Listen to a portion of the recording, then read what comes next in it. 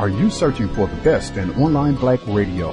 Then go to blacktalkradionetwork.com, helping you filter through the noise. Real talk, black talk.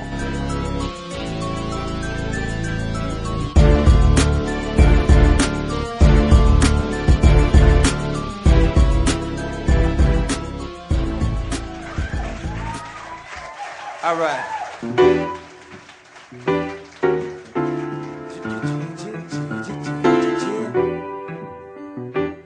This is a song right here. Nowadays you see a lot of rappers, they talk about they got more than what they got, and they talk about they shot more than what they shot, and they hotter than they not.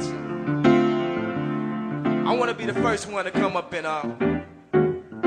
really talk about what's going through somebody's head, or what's going through young ladies' head when they put on this mask for everyone. When it all falls down. When it falls down, who you gonna call when down? It all falls down. When it falls down, who you gonna call when down? It all falls down. And when it falls down, who you gonna call when down? It all falls down. There's a story about this girl I know. I promise. She's so self-conscious. She had no idea what she was doing in college. That major that she majored in don't make no money, but she won't drop out. Her parents will look at her funny. Now, tell me that ain't insecure. The concept of school seems so secure. Sophomore 3 years ain't picked the career. She like, fuck it, I'll just stay down her and do hair, cause that's enough money to buy her a few pairs of new ears. Her baby daddy don't really care. She's so precious. With the peer pressure, couldn't afford a car, so she named her daughter Alexis. She had hair so long that it looked like weave. She cut it all off, now she look like Eve. And she be dealing with some issues that you can't believe. Single black female addicted to retail and well. It all falls down. When it falls down, who you gonna call now? It all falls. I gotta take the gum out my mouth to explain my part. Look, I promise. I'm so self-conscious. That's why you always see me with at least one of my watches. Rollies and Porsches that drove me crazy. I can't even pronounce nothing. Past that Versace. Then I spent $400 on this. Just to be like, nigga, you ain't up on this. And I can't even go to the grocery store without some ones that's clean and a shirt with a team. It seems we live in the American dream, but the people highest up got the lowest self-esteem. The prettiest people do the ugliest things for the road to riches and diamond rings. We shine because they hate us, floss because they the greatest. We tryna buy back our 40 acres, and for that paper, look how low we are stooped. Even when I'm in my Benz, I'm still a nigga in a coupe. Well, it all falls down. And when it falls down, who you gonna call now? It all falls down. Listen, man. I say fuck the police, that's how I treat them. We bought our way out of jail, but we can't buy freedom. We'll buy a lot of clothes, but we don't really need them. Things we buy to cover up what's inside, cause they made us hate ourselves and love they wealth. That's why shorty's hollering where the ballers at. Drug dealer by Jordan, crack here by crack, and the white man get paid off for all of that. But I ain't even gonna act holier than thou, cause fuck it, I went to Jacob with 25 down before I had a house, and I do it again. Cause I wanna be a 106 in Park, pushing the bins. I wanna act ball-erific like it's all terrific. I got a couple past the bills, I won't get specific. I got a problem with spending before I get it.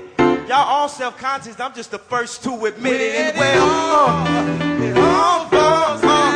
And when it falls down, who you gonna call now? It all falls down. And when it falls down, who you gonna call? It all falls down. And when it falls down, who you gonna call? It all falls down. Yeah.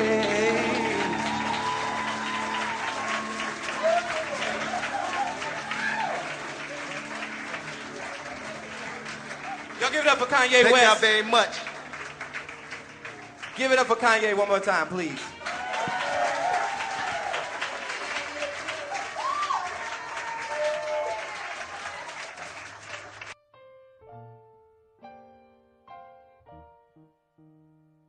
The Cows, Context of White Supremacy, Justice, Gus T Renegade, in for another broadcast, hopefully to share constructive information on the system of white supremacy. Today's date is Friday, October 25th, 2013, so I have been told.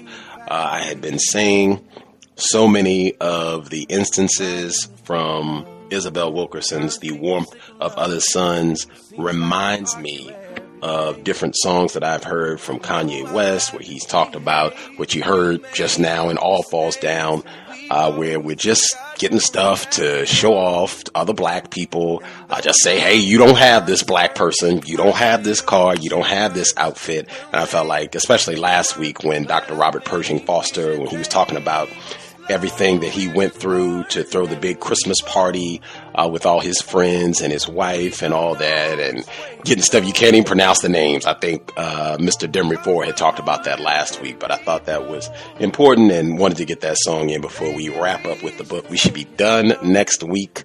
Hell, high water, snowstorm, blizzard, whatever the case, next Friday should be the last session. Isabel Wilkerson's The Warmth of Other Suns. I think this is our 14th installment on the book. I think we ended with a lot of sadness last week. Some of the main characters passed away. George Starling's wife died, Inez. We also had Dr. Pershing Foster, his wife Alice died, and the really sad relationship with he and his mother-in-law.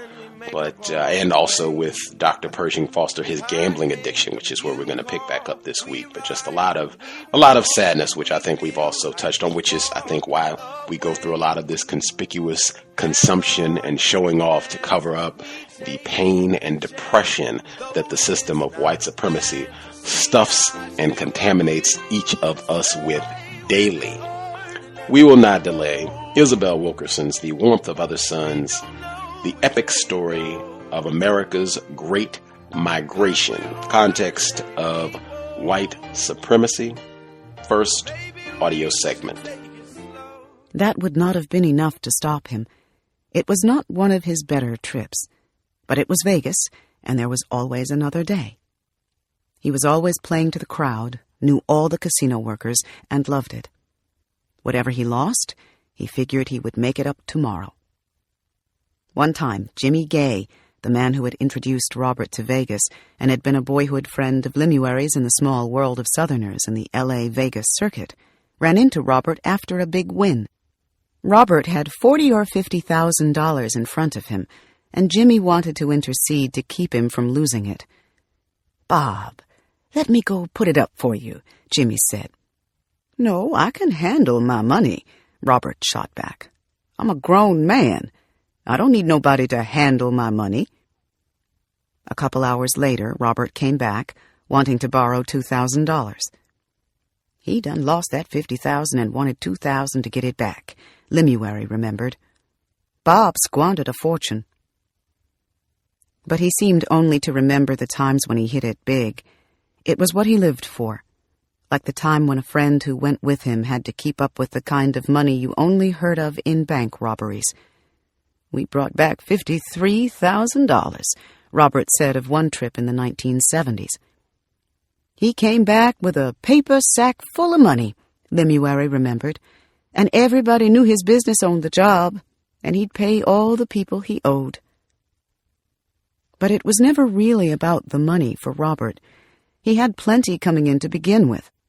It was hard really to know what it was about, except that he was weak for it, and that deep inside him was a Southerner with still a lot to prove. Gambling drew him, and he couldn't stay away.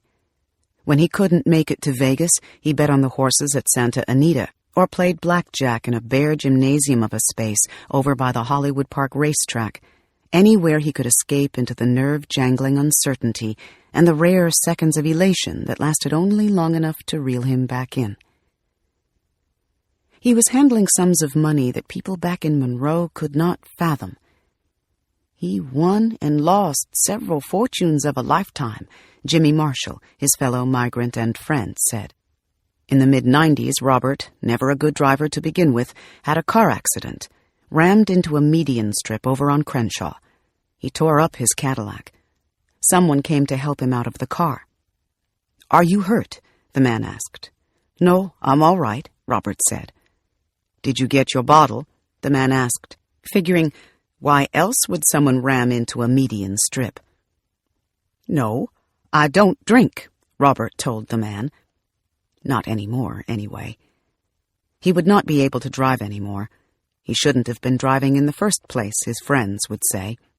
But that wasn't going to stop him from getting to wherever he needed to gamble, even in a city of expressways and little in the way of public transportation. He figured what he would do. "I'll take a taxi to the racetrack," he thought to himself. One day he summoned a cab to his house on Victoria. He got in and directed the driver to Hollywood Park Racetrack. Then it hit him. Why go to Hollywood Park when he knew where he really wanted to go? "How much would it be to take me to Vegas?" he asked. The cab driver told him the fare. He told the driver to head to Vegas. That time he won big, which he would have needed in order to get home, and flew back to Los Angeles with a sack full of money. Triumph and self-esteem in a sack, to his mind. More north and west than south. I could come back down to New Orleans for wonderful visits with my people, but I couldn't stay. Chicago and the North, where I was used to Negroes being more free, was where I belonged. Mahalia Jackson, Moving On Up. Chicago, 1978. Ida Mae Brandon Gladney. Ida Mae settled into her role as the sweet-natured but no-nonsense matriarch of the family, now that her husband was gone. She had managed to recreate the village of extended family that existed on the plantations down south, her grown children and grandchildren surrounding her in the 3-flat they had been in now for more than a decade. The neighborhood had changed around them, had become all black and significantly poorer and more crime-ridden than it had been when they arrived. She and her family looked inward and lived their lives in the compound they created. Her son, James, and his wife, Mary Ann, and their young children living on the first floor. Ida Mae living with Eleanor and her 2 children on the second floor, and a tenant named Betty, who was almost like a daughter to her, on the 3rd floor. There was always a commotion now that Kevin and Karen were out of high school and just starting their lives, and Eleanor was divorced, but with a full social schedule of house parties and lady friends from back in high school and new boyfriends, the phone always ringing for Eleanor. Someone was always coming or going, wanting to know if the mail had arrived, if a job had come through, if a sweetheart had called yet, if a friend had said what time the party was, all of them expecting Ida Mae to keep up with this information, since she was retired and home most of the time, and bending down and giving her a peck on the cheek as they got their coat and headed for the door again. If they were all home at the same time, Kevin might be watching the White Sox in his room, Eleanor catching the news in hers, and Ida Mae watching a game show in the living room while keeping an eye on the drug busts and prostitutes on the street, which was usually better than any show on television anyway. There was a time back in Mississippi when nobody had a television.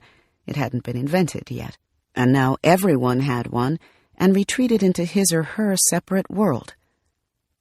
Holidays brought everyone together, especially Thanksgiving. It's not clear whether anybody gave it any thought, but turkeys had been one of the reasons they were in Chicago in the first place. Maybe they would have come to Chicago anyway. It was just meant to be. In any case, in the fall of 1977, Ida Mae's family was chosen out of all the families on the South Side to represent the typical Chicago family at Thanksgiving. Someone at Jewel, the Chicago supermarket chain, knew someone who knew Ida Mae's family, knew James and Mary Ann, knew they were good, solid people and that Ida Mae was beloved by all who came in contact with her. Jewel brought a camera crew to their 3-flat in South Shore. The dining room table was draped with white lace and candles, filled with platters of green beans and cranberry sauce and sweet potato pie, and a roasted turkey at the head of the table. James with a mustachioed grin and his mother's narrow face, Mary Ann in auburn curls and a white silk blouse, and 3 of their 4 children sat smiling and happy as if in dinner-time conversation around the dining room table. A photographer captured the moment. The picture ran as a full-page ad for Jewel food stores in the Chicago Metro News on Saturday, November 26, 1977. The headline read, "Platters full of plenty, thanks." Near the center of the picture was Ida May with a platter full of salad, standing at the head of the table in a polyester dress, her white hair in a French twist, her big goggle glasses taking up most of her face. Her eyes looked directly into the camera, and she smiled as if unburdened and free, despite the turmoil outside her front windows. For now, she was taking up a whole page in an ad out of Norman Rockwell, in a city that had resisted people like her coming north, and for one brief holiday weekend, had made it to the big time in Chicago. New York, 1978. George Swanson Starling. Inez was gone, but the church women bearing homemade pound cakes held little interest for George Starling. Inez was the only woman he would ever consider as a wife, however unhappy they had been. Now that she was gone, he was left to watch helplessly as the children he was not around enough to raise got themselves into fixes. He would try to impart wisdom from what he had learned from his own mistakes to children and grandchildren who did not appear anxious to hear it. He was getting to be looked upon as just an old man from the South. What did he know of the frustrations of being young and black and wanting to be somebody, and all the temptations and obstacles they faced, and what it took to survive? He had been the one to set the course of their lives by migrating to New York before they were born. The parts of the city that black migrants could afford, Harlem, Bedford-Stuyvesant, the Bronx, had been hard and forbidding places to raise children, especially for some of the trusting and untutored people from the small town South. The migrants had been so relieved to have escaped Jim Crow that many underestimated or dared not think about the dangers in the big cities they were running to: the gangs, the guns, the drugs, the prostitution. They could not have fully anticipated the effects of all these things on children left unsupervised, parents off at work, no village of extended family to watch over them, as might have been the case back in the South. Many migrants did not recognize the signs of trouble when they surfaced, and so could not inoculate their children against them, or intercede effectively when the outside world seeped into their lives. George's 2 children would come to resent the overcrowding and the vice and concrete, the people on top of one another, and the perils all around. Both Gerard and Sonia would succumb to them in one form or another, then run from the toxic influences that caught root in the city. They would move to Florida, the old country, by the 1980s, Sonia to Eustis of all places, which she found smaller and after the death of Jim Crow more welcoming, and Gerard to Miami, where he made unheard-of sums of money dealing drugs during the cocaine boom, falling deeper into the drug world he was initiated into as a boy in New York. Gerard blamed New York for the road he had taken, and he hated the city for it, unable to own up to the choices he himself had made. "If I hadn't been born and raised in New York," he once told his cousin Pat, "I never would have been on drugs. I wouldn't have lived the life that I lived. I hate New York." Both of George's children went in the opposite direction from the one George had taken, went back to the place he had left, and made decisions he couldn't understand.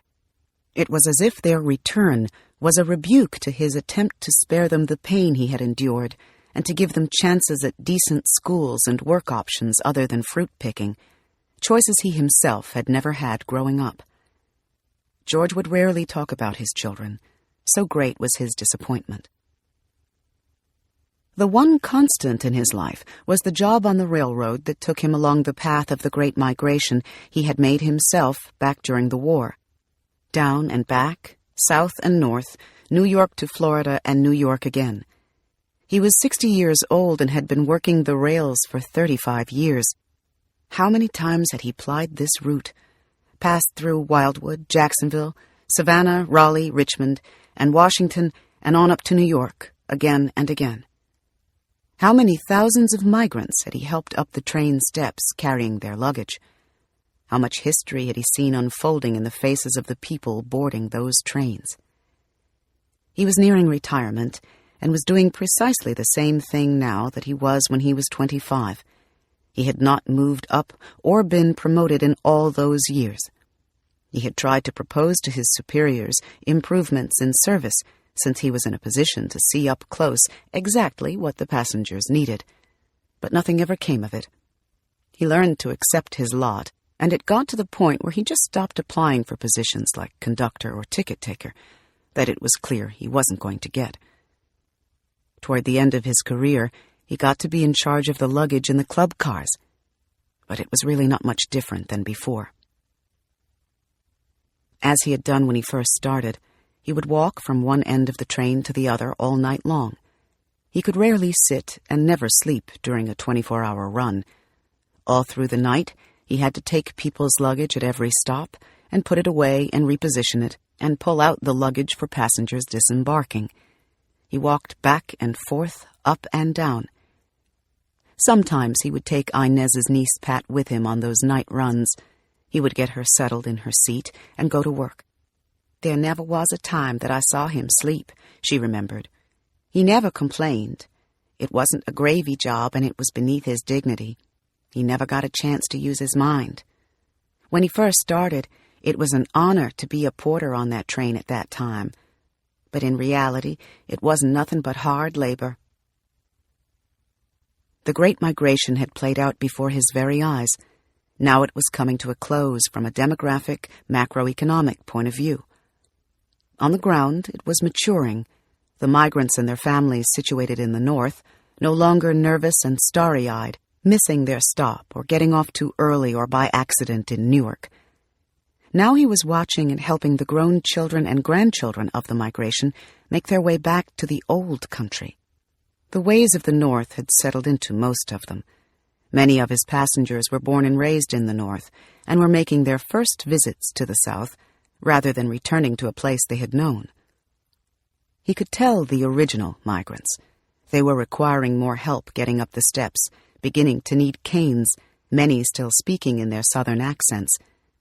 They were the ones sitting up straighter, more alert, their memories awakened when they passed the fields of tobacco and cotton, the small church-steepled towns along the way, and the groves of orange trees that George knew so well, because mean and ornery as it may have been, the South was still the old country, the land where their fathers and mothers were buried, and these original migrants were heading home to it, at least for now. Los Angeles, 1978. Robert Joseph Pershing Foster. Robert, a widower nearing 60 now, had landed what would seem the perfect position.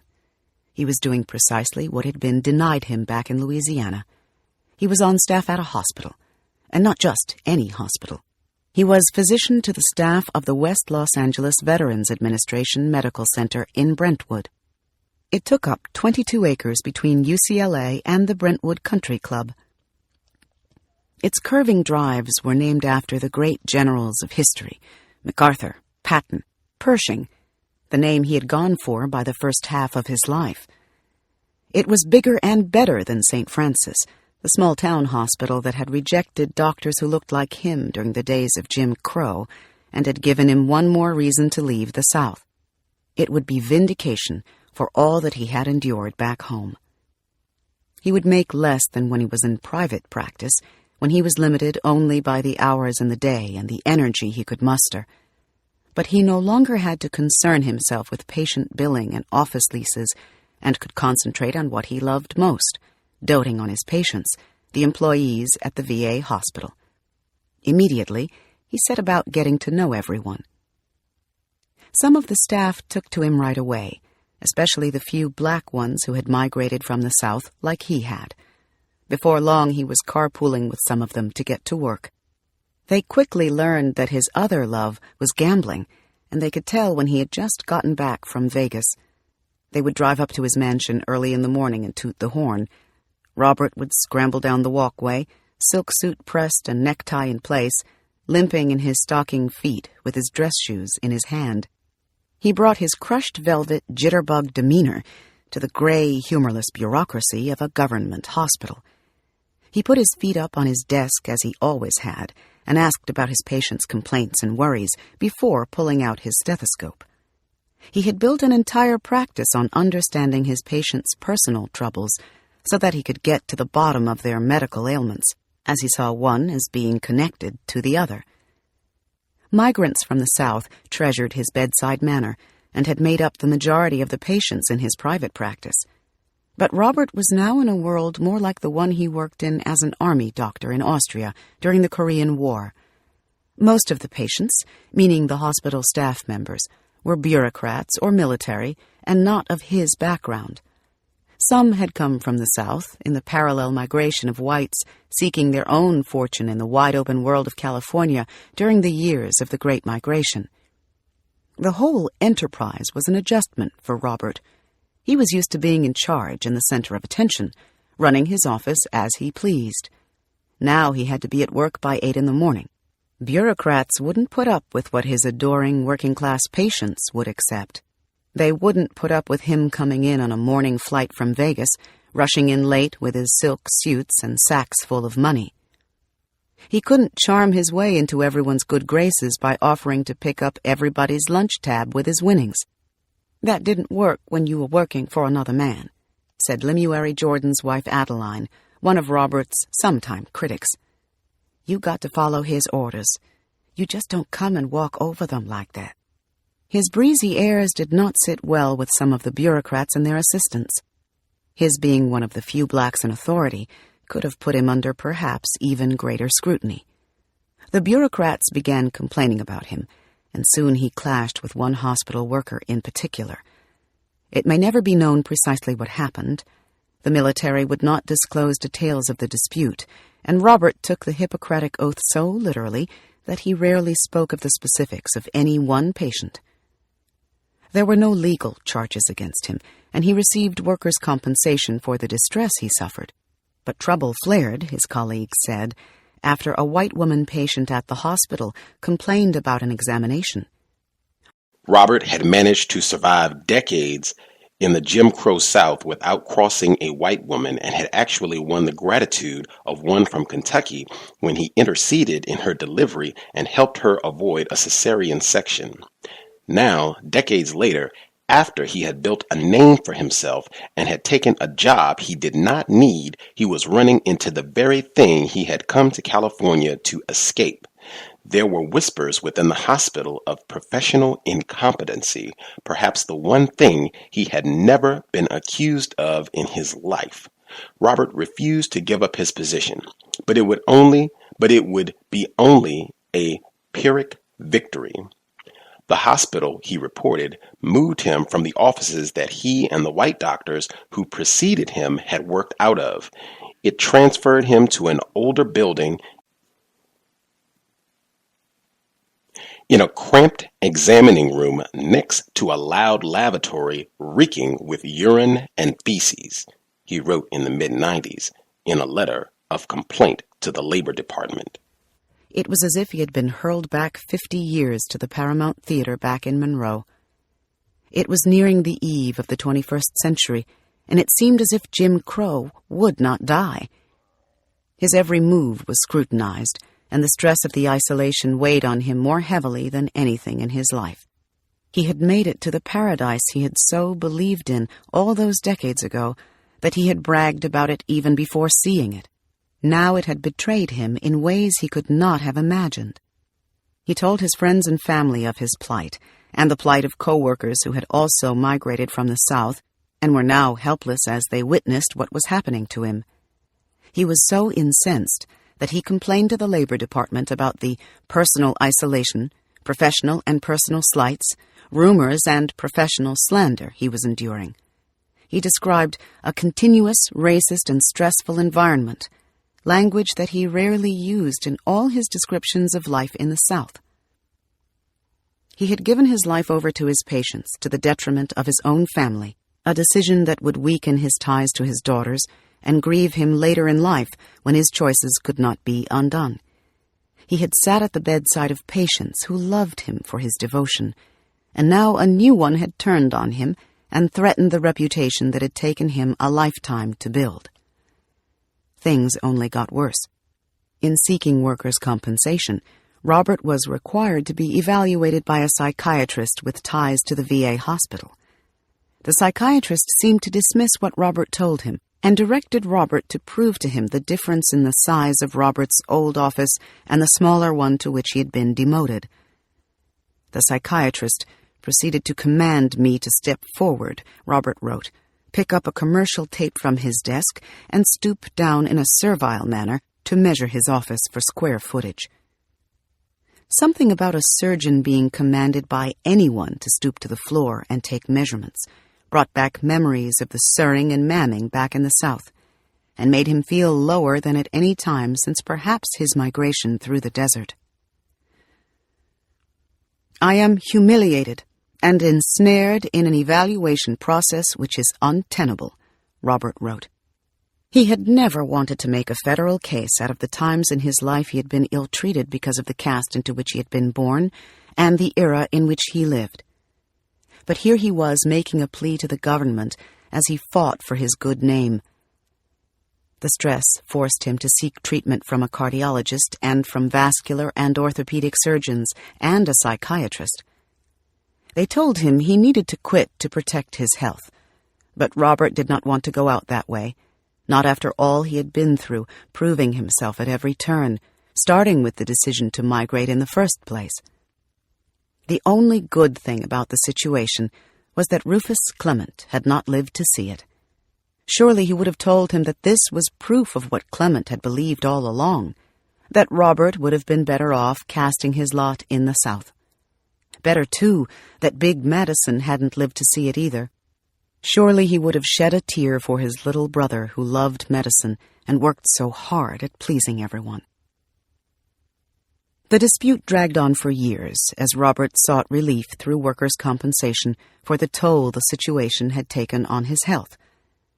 One day in the middle of this episode in his life, he was walking down the red-carpeted aisle toward the club room at Santa Anita when it felt as if he were being stabbed in the chest. He was suffering a heart attack. He would require bypass surgery and would see his life slow down considerably. He would soon take his own physician's advice and retire from the VA hospital. It was not how he wanted to end his career. The memory of what he felt was a forced ouster in his adopted home would stay with him for the rest of his life. He had seen roadblocks to black progress even in his beloved California. And it's harder and heavier the higher the paycheck, he said. As for Robert's reputation, the one he fought so hard to maintain during his dispute with the hospital, it remained as it had always been. Patients from the VA hospital continued to see him, dropping by the house on Victoria to seek his advice. And many years later, the State Medical Board in Sacramento showed the record of Dr. Robert P. Foster to be free of any sanctions during the 44 years he was licensed to practice medicine in the state of California. But he would never see California the same.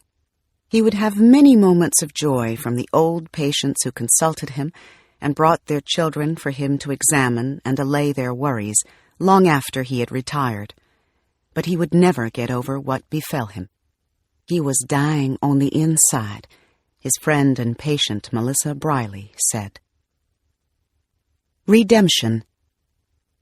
For our light and momentary troubles are achieving for us an eternal glory that far outweighs them all. 2 Corinthians, chapter 4, verse 17. 1. Chicago, summer 1996. Ida Mae Gladney is 83 years old when I first meet her. She is a church-going pensioner with time on her hands. She spends most of her days alone while everyone else is out working. She does word puzzles and crosswords, whole paperback books of them to keep her mind sharp. She collects the funeral programs of the people she knew and loved in Mississippi and Chicago, who are, one by one, passing away, getting extras for other mourners the way young people collect business cards and email addresses. It is the currency of the old.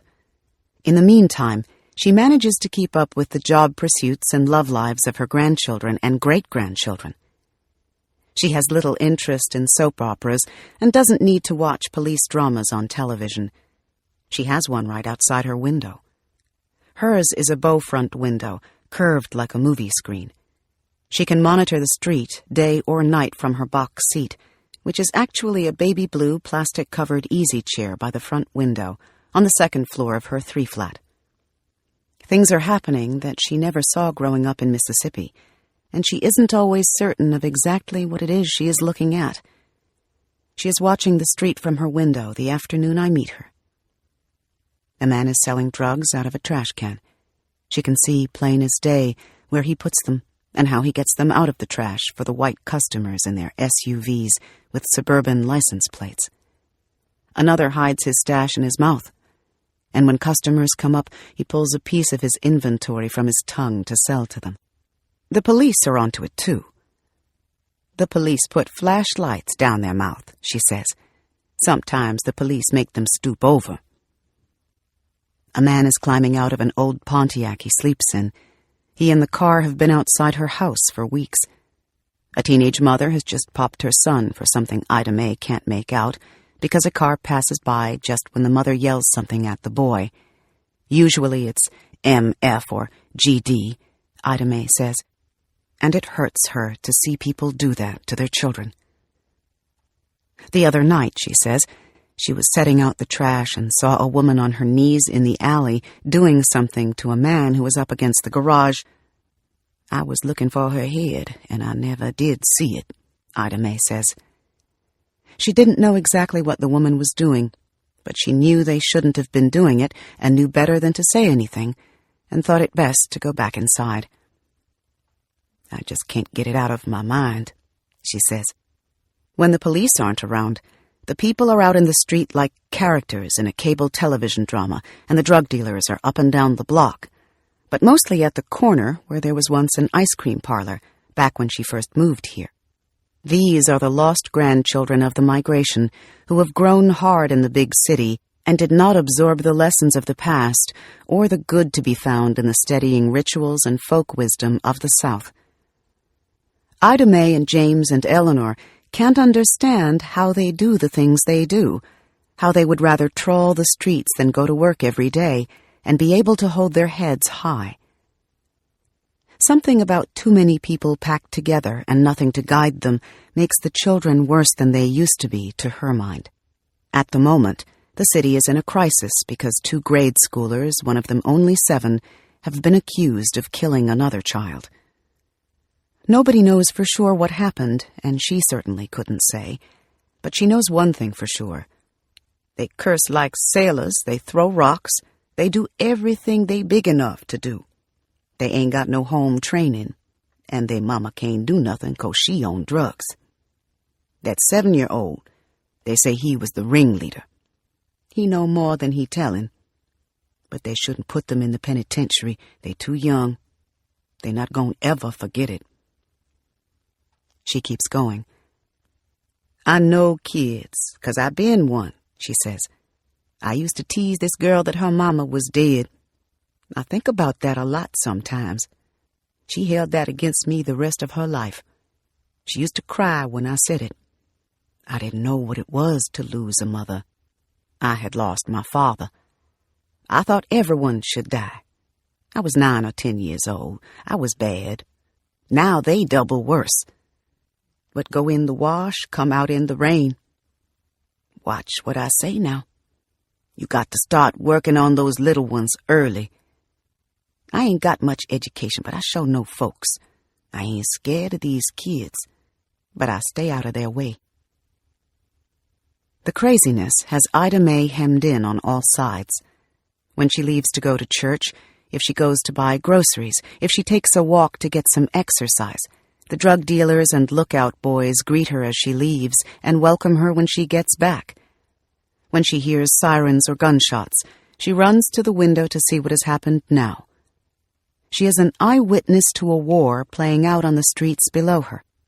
Staying on top of everything is how she makes peace with the craziness she cannot escape. She would never dream of going outside at night by herself, but it is not because she is afraid of the gangbangers and the drug dealers. She speaks to them and prays for them, and in turn they look out for her. They call her Grandma and tell her not to come out on certain days. "You better stay in the house," they tell her, "because we don't know what time we gonna start shooting." On a July afternoon, she's telling her story about the ride up north and making her way in Chicago in those early days. We are in the middle of a conversation when something crashes outside the window. It rattles me, and I look toward the window to see what it might be. Ida May does not flinch. She has learned the difference between danger and mischief, between a gunshot and a rock through a window. Whatever it was, it's as if it didn't happen. "Did you hear that?" I ask her. "Sounds like some glass broke." "Honey, they does that. They throw bottles at each other." "You didn't even look up." "I hear too much of it," she says. "I'd be looking all day." She lets out a big laugh. Every day there is something or other.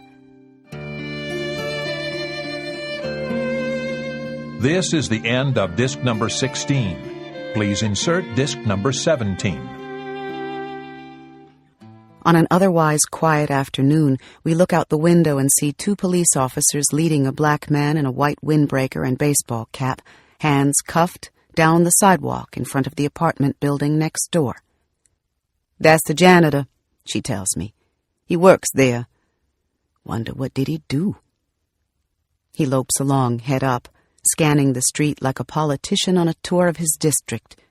He looks both ways before stepping off the curb to cross the street to the patrol car. He nods his respects to the teenage girls walking past. Ida May doesn't know what he has done, but figures she'll find out in due course. "People talk," she says. "You don't have to ask." She has an idea of what it was. There was a raid in the building a few weeks before. The police took 17 or 18 people out in handcuffs. "Did it at night," she says. "They carried them all out tied together. I got tired of counting. You know that still ain't stopped them. They still up in there. I don't know what'll stop them. I guess the Lord knows." She watches and makes note of what's going on around her. Every month there's a neighborhood crime watch meeting, and she is sure to attend.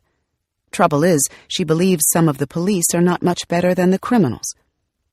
"The detectives are the ones doing the dirt," she says. Somehow some of the dealers are onto the police, or get forewarning of their arrival. "They have a phone," she says. "They know when the police coming." Still, she manages to stay out of everybody's way. She may be stuck in her own home, but she has too much faith or stubbornness to let fear take over. "I ain't gonna live nowhere scared," she says. "I ain't calling the police. Long as they don't bother me. If I know what's going on, they do too." And she refuses to put bars on the windows. "My husband say he never be behind no bars," she says, "and neither am I." 2. Harlem, 1996. It requires descending down a narrow set of stairs into an airless vestibule in the basement of a 3-story brownstone to get to where the owner lives. He has taken the dankest, darkest space for himself and given over the rest of the building, the rooms with light and space, to whatever tenants he has. George Starling never cared about creature comforts and finery, but about getting a square deal, which he on occasion achieved, and the right to exercise the free will he was not permitted in the South. His life is scattered in boxes all over his room, file folders stuffed with pictures of him and Inez as teenagers in Florida, mimeographed copies of his lawyerly letters to the railroad or union leaders about this or that provision or instance of inequality, and the funeral programs of loved ones who have passed away. He is 78 now, a grandfather and great-grandfather, a deacon in the church. He sits upright and stoic.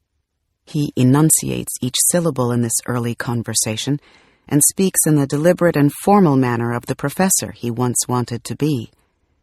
But the longer he talks, the more comfortable he gets, and the more he sounds like the Southerner he is inside. He feels it is his responsibility to share what he knows, and takes it upon himself to explain whatever he says in the greatest detail. He talks for 45 patient and exacting minutes about what it takes to pick string beans, and describes the difference between the walking buds, the junior buds, the uncle buds, and the seedling trees he used to pick back in Florida. A car pulls up. It's his pastor, Reverend Henry Harrison, dropping by to see Deacon Starling. The pastor, hearing the topic of the South and the migration, begins telling the story of how his father escaped from a labor camp in South Carolina by swimming through a swamp and eventually in 1930 finding his way to New York. Both men start to lament the changes all around them, the sadder effects of the big city of the North on the people of the South. George waxes on about the days when people would come down to 135th Street with their house chairs, and they would baptize people in the Harlem River. "We used to have a boat ride off 125th Street in the Dykeman section," he says. "Spread the blankets out. Midsummer, people didn't have air conditioning. People would stay up there all night and play card games." Things were so much different, he says. Drugs wasn't heard of where I came from. When I came to New York, I didn't know what a reefer was. We got to being Americanized, Reverend Harrison is saying. It got to where we don't help each other. George has children and grandchildren, and even a great-grandchild now, but there is an aloneness to the character of his life. He seems content in the solitude of his room, with its dust-covered floor, barely made bed, and no sign of a woman's touch. He seems on a mission to sort through the paperwork of his life, find some meaning in all the railroad pamphlets and official letters he wrote on behalf of workers' rights that were politely dismissed or not acted upon. His face turns ashen, and he looks away when the subject turns to his children and grandchildren. His son by Inez had squandered the very opportunities George had left the South for, and he had limited contact with the now grown son he had outside his marriage. Then there was the daughter Sonia. She was sweet but unsettled, too, back and forth between Florida and New York. George had been having heart trouble and had just come out of triple bypass surgery when he got word that Sonia had died in a car accident down in Eustis. He flew down to Florida for the funeral. The people who had stayed in the South gathered around to console him. We would be in a room with a crowd of people, his niece Pat said, and he would get up and leave the room. He'd come back and just carry on the conversation. You knew he had been crying. He buried his daughter next to his wife. 3. Los Angeles, spring 1996. This is the 1970s set piece known as Dr. Robert Foster's living room. It is a room that is little changed, you learn, from the time when his wife Alice was alive. You are encased in cream and raspberry upholstery, seafoam carpet, and harvest gold draperies cascading down from 10-foot ceilings, more space than one person could possibly need, and by that measure alone, the very picture of success in California. The host has momentarily disappeared down a hall and into the avocado green and harvest gold kitchen. He emerges, taking care with his steps, with a tray of lemon pound cake with vanilla ice cream, which you would really prefer not to take, since you have only just eaten, but it is clear from the formality with which he presents it, and then watches as you pick up the fork, that there is no choice but to accept this gesture of hospitality. In a bookcase there are volumes of Tolstoy, Freud, Goethe, and Herodotus. On his face is a smile of satisfaction at the interest being taken in a life he loves to talk about. You learn the basics of what he wishes you to know about his growing up in Monroe, marrying the daughter of a university president, leaving the South for California, about the 3 daughters and now the grandchildren, the gambling and the current state of his health, and how he views the world as a Southern emigre in California. Those things will be fleshed out in due time, over the course of several months. You learn that right now he has heart problems, has already had bypass surgery. The chest pain is growing more frequent, he says, but I'm not going to have another operation. If anything happened to me tomorrow, I wouldn't have any regrets. I have lived. I've done it all. The world don't owe me nothing. He is retired from the practice of medicine and spends most of his time at the blackjack tables or on the phone dispensing free medical advice to former patients and old friends, or ordering around a gardener who indulges his every whim as to precisely where the begonias should be. Years before, Robert woke up the morning of his oldest daughter's wedding, and instead of taking his time dressing in his tuxedo, he got out and had the front yard dug up to plant flowers to match Bunny's wedding bouquet. Now, on this late spring afternoon, he was fretting over the backyard. "Now turn it a little more," he was telling the gardener one day about a particular pot of geraniums. "Not to the left, to the right, to the right." He has come all this way and is living in a 3,600-square-foot monument to his success in California. But the most enduring accomplishments you cannot see. The cooks and teachers and postal workers all over Southern California who would do just about anything for him because he had saved their lives or brought them into the world or repaired some broken piece of themselves. And the 3 daughters whom he spared from having to go to segregated schools in the South and who grew up free with their cotillions in California. The daughters lead upper-middle-class lives, had married well, if not long, and have children who can only be said to be brilliant. Bunny is now working as an artist's agent in Chicago. Robin is a city manager who is living outside Washington with her second husband and her son who is being courted by the Ivies. The youngest daughter, Joy, is a physician, a radiologist, married to a day trader, and has 2 precocious young children in Long Beach, about 30 miles south of Robert. Alice never got to see the fruits of her labor, and at weddings and holidays it falls to Robert to be mother and father, neither of which he is naturally suited for. But he rises to the occasion when called upon to do so. When Joy brought home a young man she appeared to be serious about, Robert stepped forward as a father protecting his youngest. He asked the young man, Lee Ballard, to go out for a drive to the dry cleaners with him. He made it sound like a request, which of course it was not. Lee climbed into Robert's white Cadillac, and Robert began driving, erratic as usual. Then Robert began his inquiries. "How do you like California?" he asked Lee once they were on their way. "And how do you plan to take care of my daughter?" The drive lasted 2 hours. The beau survived the drive and ended up marrying Robert's youngest daughter. The marriage would last longer than those of the other girls. The telephone rings. It's the 3rd or 4th time in the space of a couple of hours. The phone usually starts ringing around 3 or 4 o'clock, after people get home from seeing their new doctors. Robert excuses himself to take the call in the kitchen. It's another friend and former patient calling about an ailment and how best to treat it, and to check to see if his new doctor is prescribing the right medication.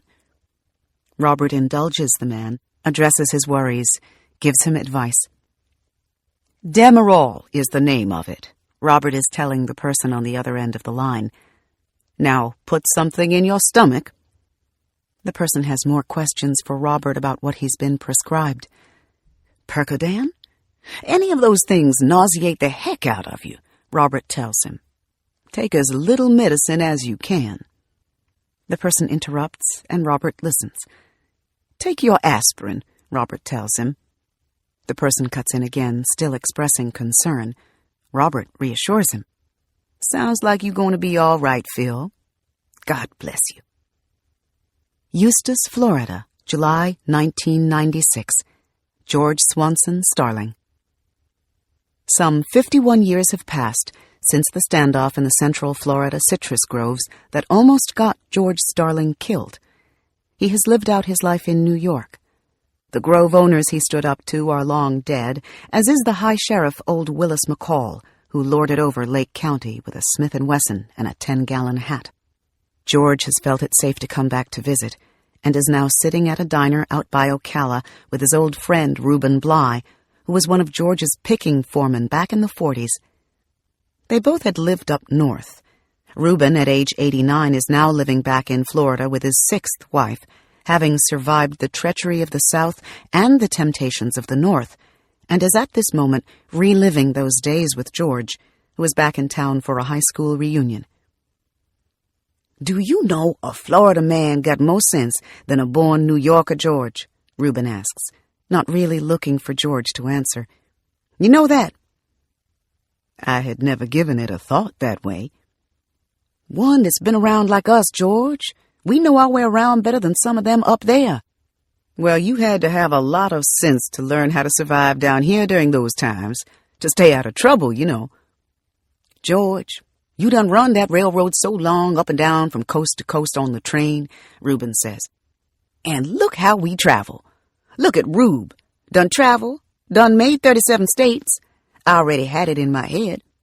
You don't get me every day." As torn as George was about his time in Florida, he had never truly left it in his mind. Ever since his father had died, he had kept a little piece of property in Eustis, vacant land with live oaks and scrub brush near the house where his father had run the little convenience store. He never knew exactly what he would do with it, and had no plans to live there ever again. He just liked the idea of having control over something in a place that had controlled his every step for so long. "When I left, I swore that I would never come back under no circumstances any more," he said. "When I left, I was just that bitter. I didn't intend to come back at all." 10 years passed before he felt it safe to return.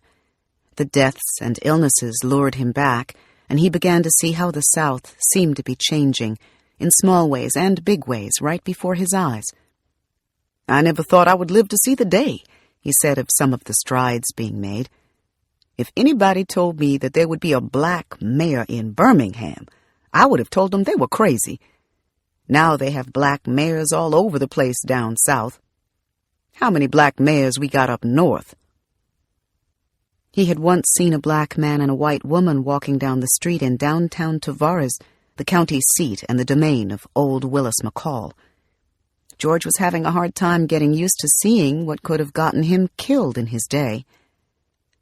"I never thought I'd see the day when a black man would walk down the street holding hands with a white woman," he said. "It amazes me when I see them intermingling.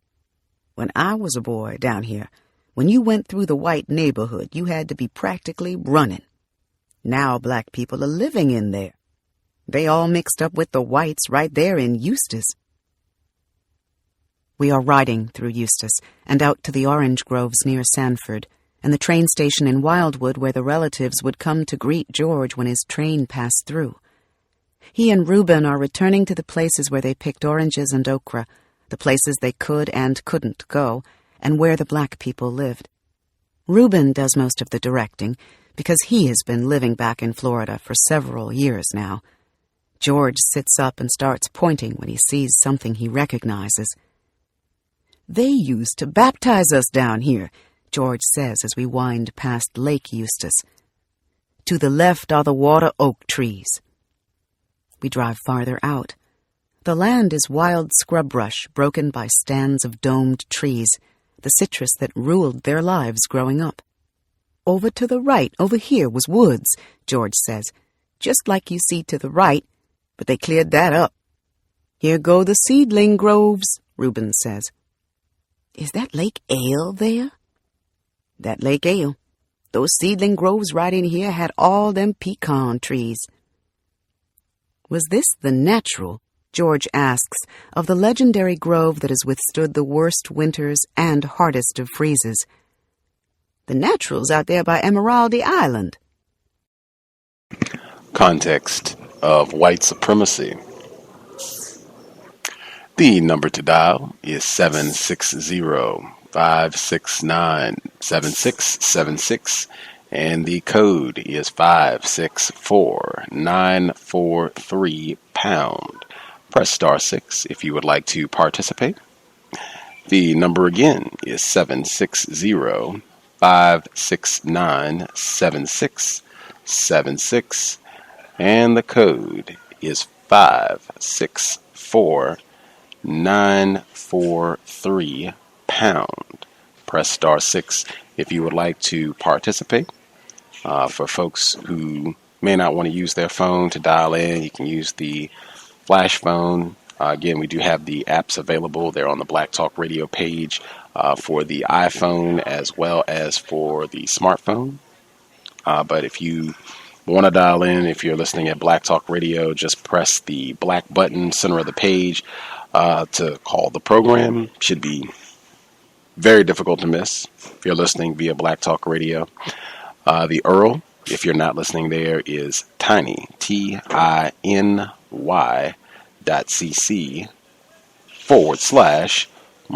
race, and that's the number 1. Tiny, TINY.cc/1 race. Once you put that URL in, it will open a small window. First line, drop down menu, just select the number, which I just gave, 760-569-7676. On the second line, I will ask for the code, which is 564943.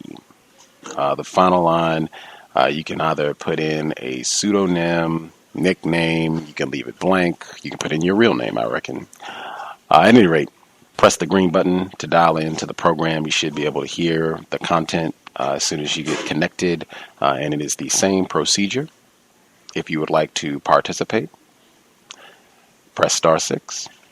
You'll hear an audio prompt to press the number 1. Once you do that, I'll see your hand and we can get you on the line as we try to wrap things up with the warmth of other suns. I have just decided that next Friday is going to be the last segment on this. If that means that we have to do an extra segment between now and next Friday, so be it. But we are wrapping this up one way or another next Friday. That's going to be our last Friday session, so we can move forward to our next book.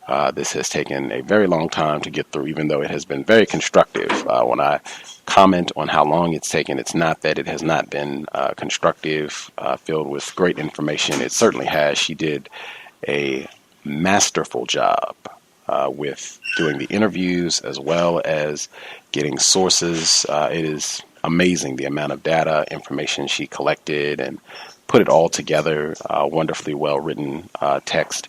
But it is rather massive. But we have stayed the course. We have stayed the course, and it'll all be done next Friday, one way or another. So, at any rate, folks are interested in sharing their thoughts.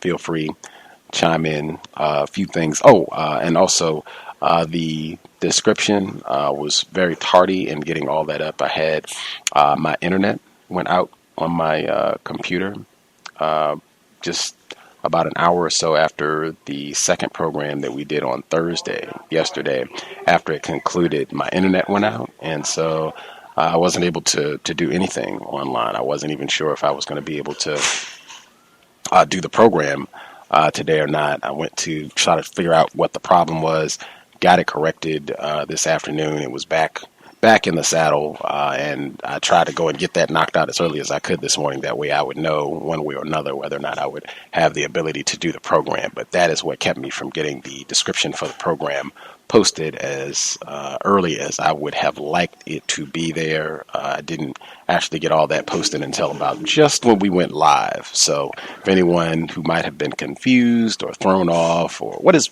wrong with Gus, lazy Negroes not doing their job, that was what it was. I had some major tech issues, but they all got resolved. I had one of the most pleasant experiences at the Mac store ever. I normally dread going there. I hate it. I normally it's been terrible.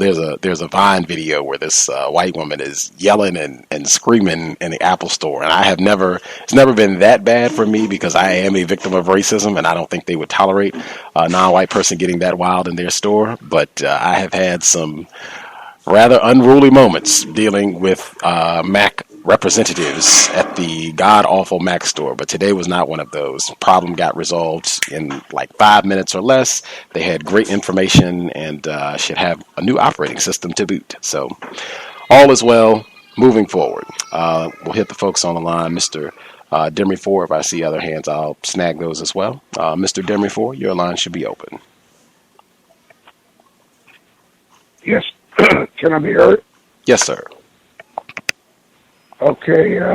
Greetings, Gus.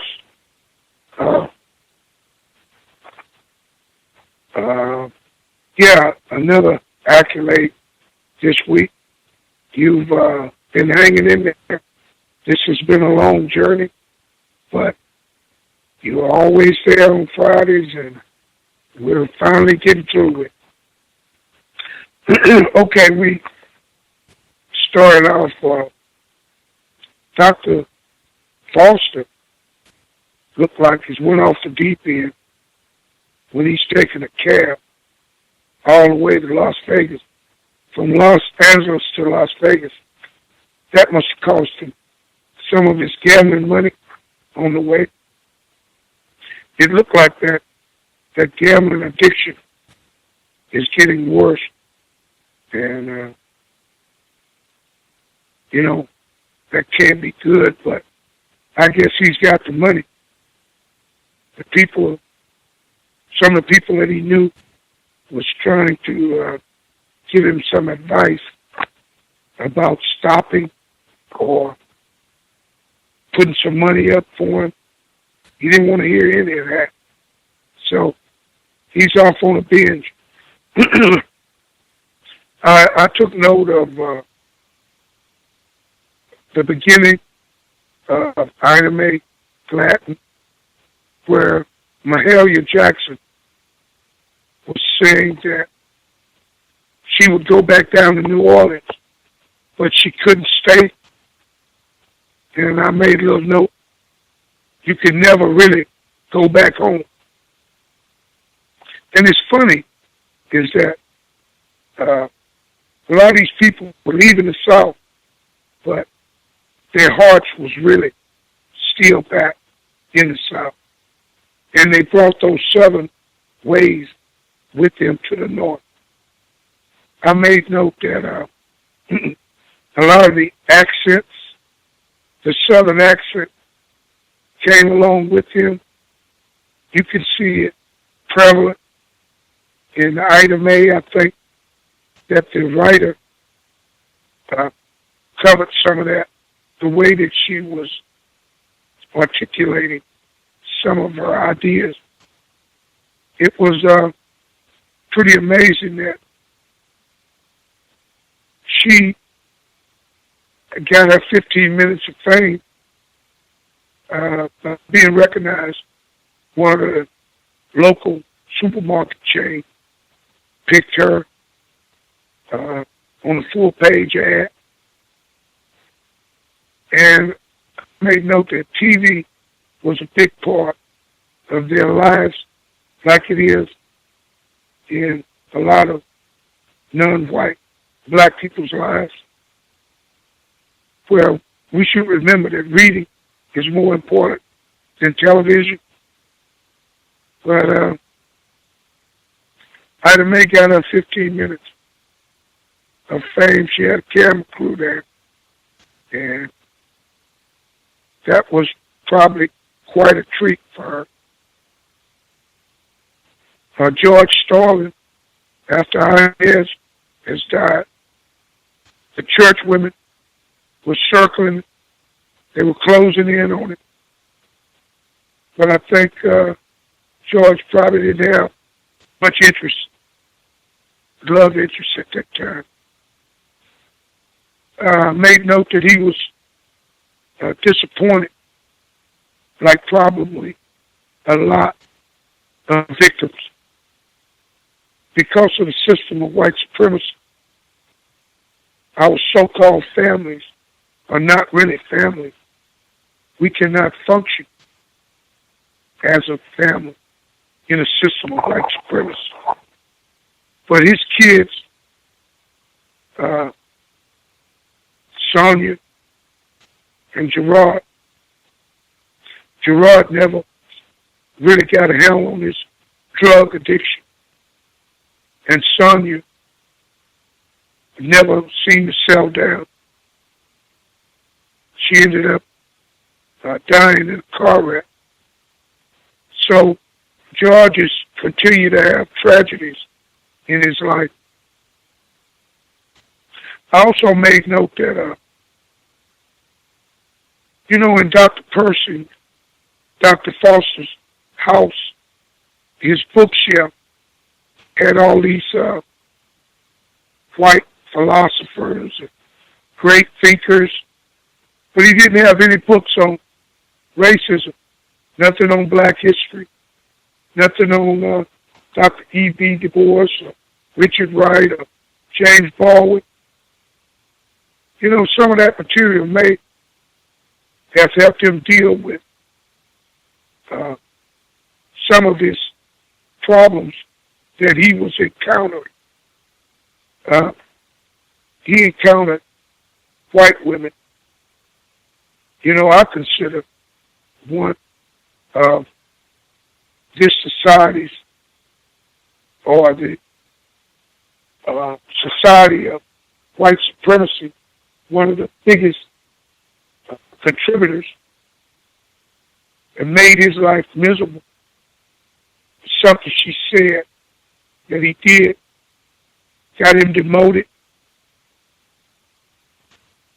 But I made note that if you don't understand racism, white supremacy, what it is and how it works, everything else you thought you knew will only confuse you. So Dr. Foster, with all his success and all his education, is really in a confused state that started to stress him out to the point that he was visiting a cardiologist at this point, and it looked as though he's headed for a heart attack. He's got a lot of stress in his life anyway, but on top of that, the stresses from racism just kind of pushed him over the edge. And I'd like to make note that Melissa Breedley is an important character. She comes up a few times in the book, and I think that she was an important source of information about Dr. Foster's life. One thing I wanted to say about Ida Mae, it's amazing that a woman could pay that much attention to detail of the events going on outside of her window, down to the point that she knew where the drug dealers was hiding their drugs, exactly what was going on when she heard different noises. But she didn't know what the woman was doing on her knees when she couldn't see her head. I find that a little hard to believe. I think that that was a little selective commentary, where she may have known more than what she put on to know, because there was a couple of teenagers recently at a high school in the Atlanta area that was arrested for the same thing. So, you know, as nosy as she is, and as astute to detail, she probably knew more than what she put on. I'll mute my line. Give somebody else a chance. Thanks for taking the call. Right on, Mr. Demery, for grand observations. I go ahead and concede that one to Miss Ida Mae if she was having a little bit of selective confusion about what she saw in the alley where the woman was on her knees. If she didn't want to spell it out any more explicitly, I will grant her that one. But I do think that is pretty keen of her at that age to be that in the know about what was happening in her neighborhood with the drug dealers and the different noises and what was going on. And I thought it was, I was so proud when she pointed out that the Chicago police are corrupt. If I know, as you said, if I, with very little education, I wasn't born here, migrating from Mississippi, and I know what's going down. You're not going to tell me that these white enforcement officers do not know what's going down, and they can't do anything about this. I thought that was grand, that she had that much insight to know that these police officers have got to be participating in and profiting from this criminal activity that's going down right under their nose. And there is tons of information to support what she's saying. I remember there was a report from earlier this year where a black male in Chicago, he was stopped and the officer told him, "We can do away with your citation if you go find us a gun." And he said he didn't know what to do if the officer tried to retaliate or what have you. There's just tons. It's more, I think Pam could speak to this all day. It's more information than you could ever want to read about corrupt enforcement officers in the city of Chicago, state of Illinois in general. I also thought with this, I guess with all of the characters, Ida Mae, she's, widowed after her husband died, being in Chicago with all the criminal activity that's going on around her. It just seemed very sad, a different type of sadness. It reminded me of Toni Morrison's book, The Bluest Sun, where she says, changed but not improved, where we started off at the beginning of the book and we had all these incidents of white people going into black neighborhoods and just shooting up the place for fun, white people making any sort of crude sexist comments at black females, and it's nothing you can do about it. If that's your brother, if that's your daughter, if that's your wife, it's nothing you can do about it. If you're the female and you happen to be there and you don't have anybody else around, doesn't matter. There's nothing you can do about it. Just hope that they don't rape you or whatever else, that you can get to a quote-unquote safe environment as soon as possible. To transition from that to being in Chicago either by yourself, surrounded by all of this crime that just goes unabated, to getting a job and being sexually tormented, harassed by a white employer, changed but not improved. That's what I thought of pretty regularly throughout this segment, really throughout the whole book. Also, White Jesus, I think, was pretty strong. I had the image in my mind from Yeezus. We started with Kanye West at the beginning, and his current concert, I think he's got a lot of attention from having, I guess he does a set with his new song, I Am a God, and he has White Jesus out on stage performing with him, and some people have been upset about this. White Jesus made a pretty strong presence in this week's session of the book, where Ida Mae, she kept calling on maybe the Lord knows what to do to get all this drug and criminal activity in Chicago stopped.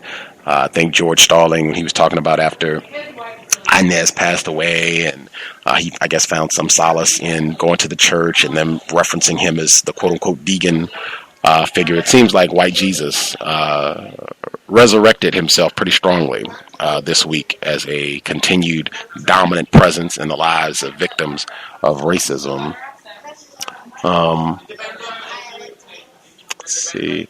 The phrase that stood out, this is talking about George Starling, where he was kind of commenting on how difficult the labor was, him working on the railroad all these years and not getting a promotion. Changed but not improved. Where Mr. Starling starts off, he's in Florida during picking citrus fruits, being mistreated, trying to get better working conditions, and racists threaten his very life. They're going to kill him and the other black people that he's organizing with. Now he's in New York. He doesn't get promotions. He's being tormented and harassed by white people on his job. They organize and threaten to kill him when he gets the white man who pushed him while he was on the train, when he gets him suspended, or he uses a white woman to get him suspended. And then he doesn't get any promoted, almost as though he has been, quote unquote, blacklisted, blackballed, end quote. And he just stops applying. And I think that still goes on 2013, where we just get bullied. And that learned helplessness, where we just, hey, they're not gonna give me a promotion, they're not gonna give me a raise, they're not gonna give me any more authority on my job, so I'm not even gonna ask. I'm just gonna sit quietly and hope they leave me alone.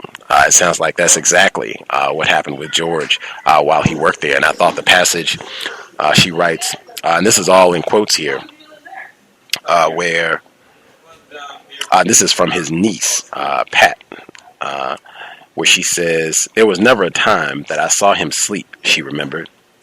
She's talking about George. "He never complained. It wasn't a gravy job, and it was beneath his dignity. He never got a chance to use his mind. When he first started, it was an honor to be a porter on that train at the time, but in reality, it wasn't nothing but hard labor." I thought that stuck out to me, just the truth of it all, beneath his dignity and just doing all this hard work, which was supposed to be a badge of pride. I even hear Mr. Fuller when he says about cautions about being black and proud. And then I think this is at least the second time that we've heard in the book not being able to use your mind. Black people not being allowed to maximize their mental abilities. Always something physical. You can be an athlete, you can be a laborer, you can use your muscles in your legs, muscles in your arms, but never the muscle between your ears. That's at least the second time that I've heard this in the book. And it seems like, I think both times we heard it, it was black males either complaining or someone talking about black males not being allowed to think. But that passage stuck out to me pretty big as well.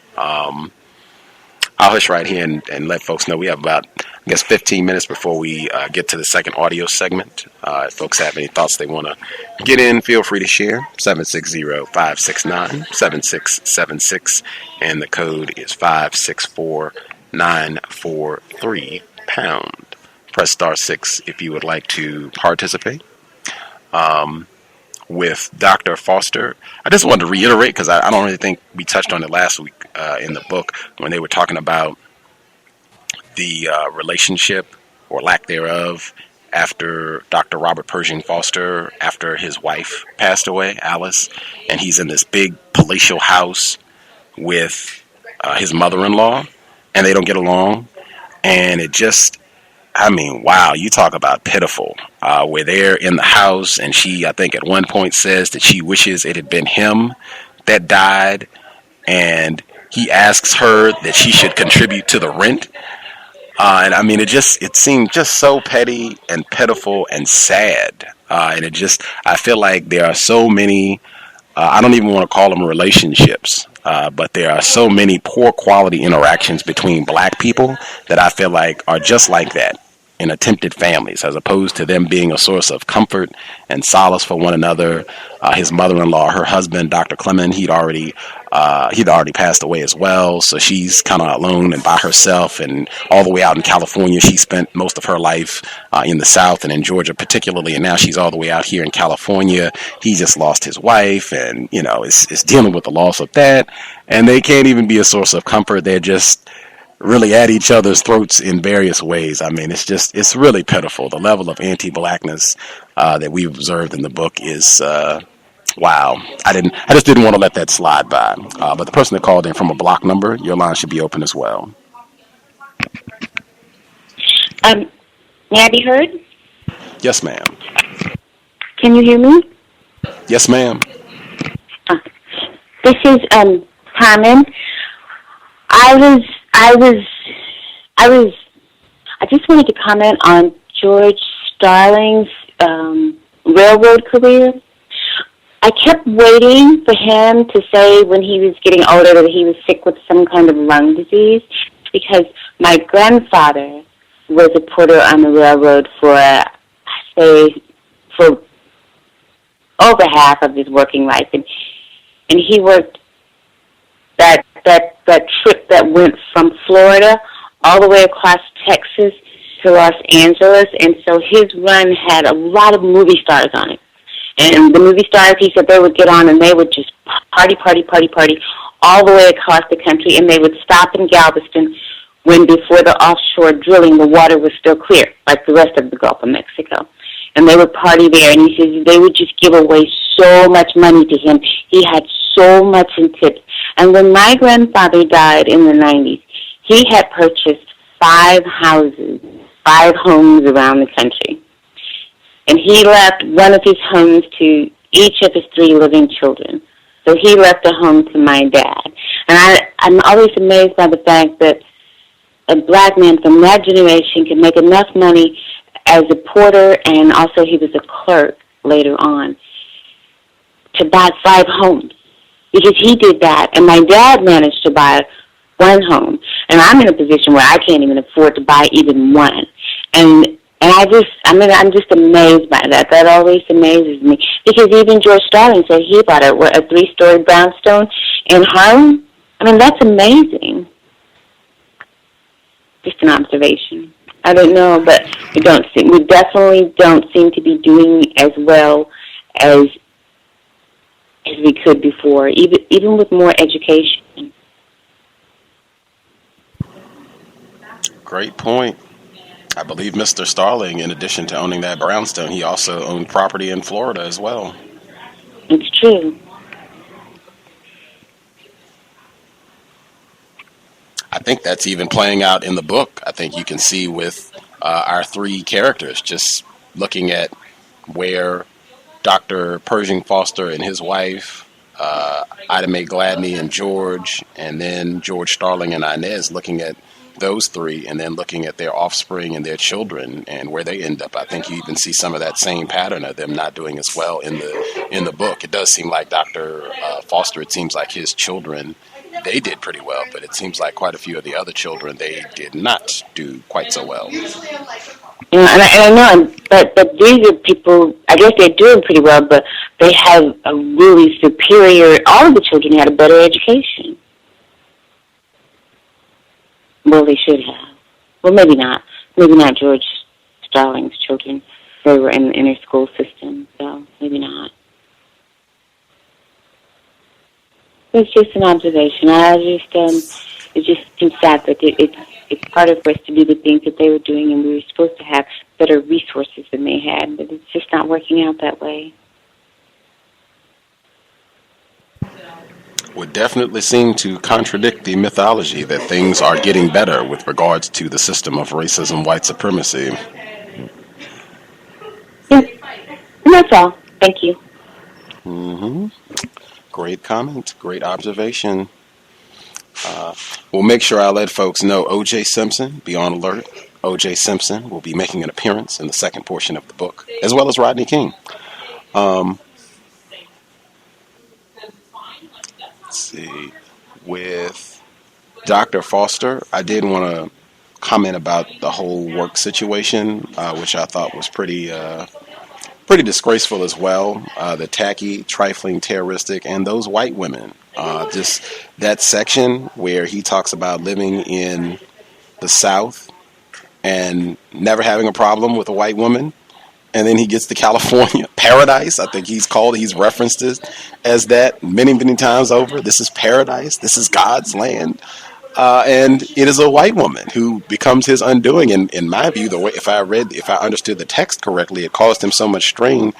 He ended up having a heart attack behind all of this. And it is a white woman at the root of it who's saying that he didn't do his job right and that he's incompetent, and gets him sent off to this little nasty office next to this filthy bathroom that reminds him of the black theater section way back in Louisiana.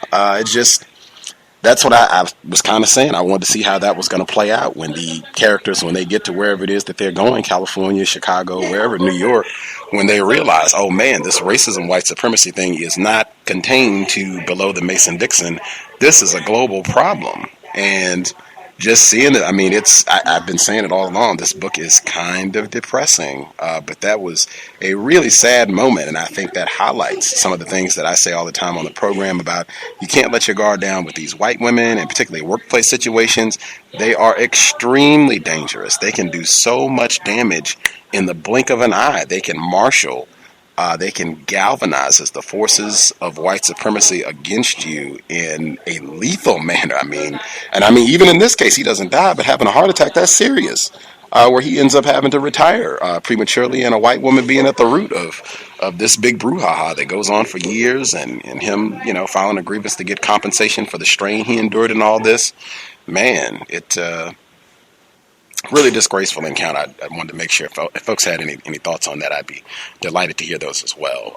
The person that dialed in 5972, your line should be open as well.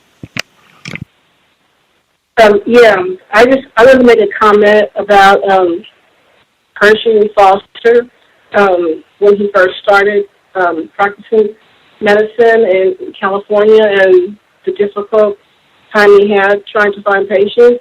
I kind of find that associated with the color line in the black community because I was born at the tail end of the Jim Crow movement. Or whatever it was called. And I remember when I was a little kid, that's when doctors would come to the house, and I would see other black doctors, and they were all very, very light-skinned.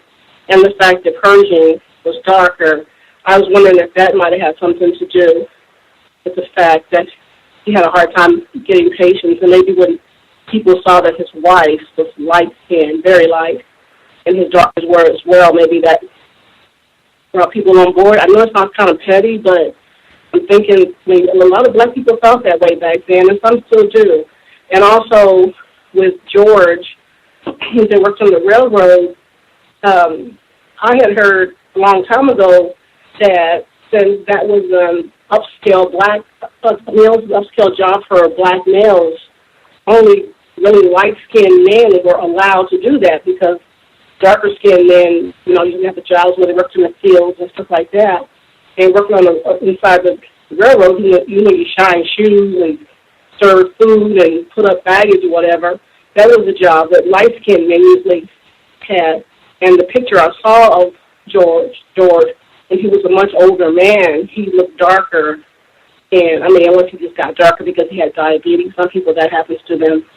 But, I just think a lot of this, especially with the doctor, I think a lot of this had to do with the color line situation. And I also want to recommend in the future. I know the next book you're gonna talk about is 2000 Seasons, but I just want to recommend sometime in the future a book called The Invisible Line. I don't know if you've ever heard of it. It's by a white man, but it's about black people and from slavery all up and through the 1960s, black people that some were able to pass for white and stuff, and all the problems they had to endure. At first I didn't want to read it because I thought it was going to be, boring or something like that, but it's really, really good. It's just a really good book. So that's just something I thought you might want to consider in the future. And that's all I have to say. Right on.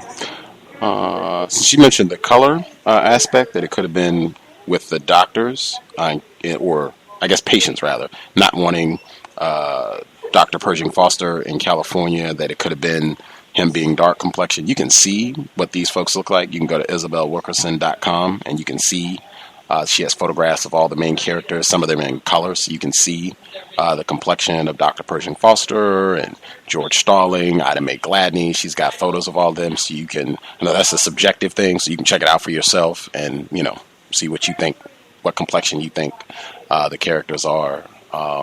Yeah, that's legit, I think. We have about 5, if anybody has any other thoughts, if you have anything specifically on the incident with Dr. Pershing Foster and his workplace issues, folks have any comments on that, that would be grand, or anything else that stood out in this section before we move forward. The 3 folks that dialed in, your line should be open.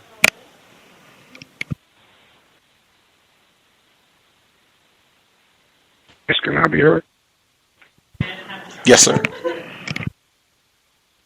Okay, quickly, I'd like to say something about George Starling was saying that about walking hand in hand with white women. How he could have been killed during that time for that type of thing. But I have an uncle that was born around the 1920s. He's dead now, but he used to tell us stories about philandering with white women. So it was going on, sort of well-kept secret. They wasn't walking hand in hand, but there was some action. I'd like to mention, too, about Dr. Foster. He said it's harder and heavier the higher the paycheck. So he seemed to point to the fact that, maybe a lot of these white people thought he was an uppity nigger and sort of wanted to put him back in his place because in the long run, there really wasn't any record of him doing anything, any sanctions against him in the 44 years that he practiced medicine. So I thought it was interesting, too, that he would end up seeing a psychiatrist. You're a doctor. You're going to see a psychiatrist, about something that you know what the cause is.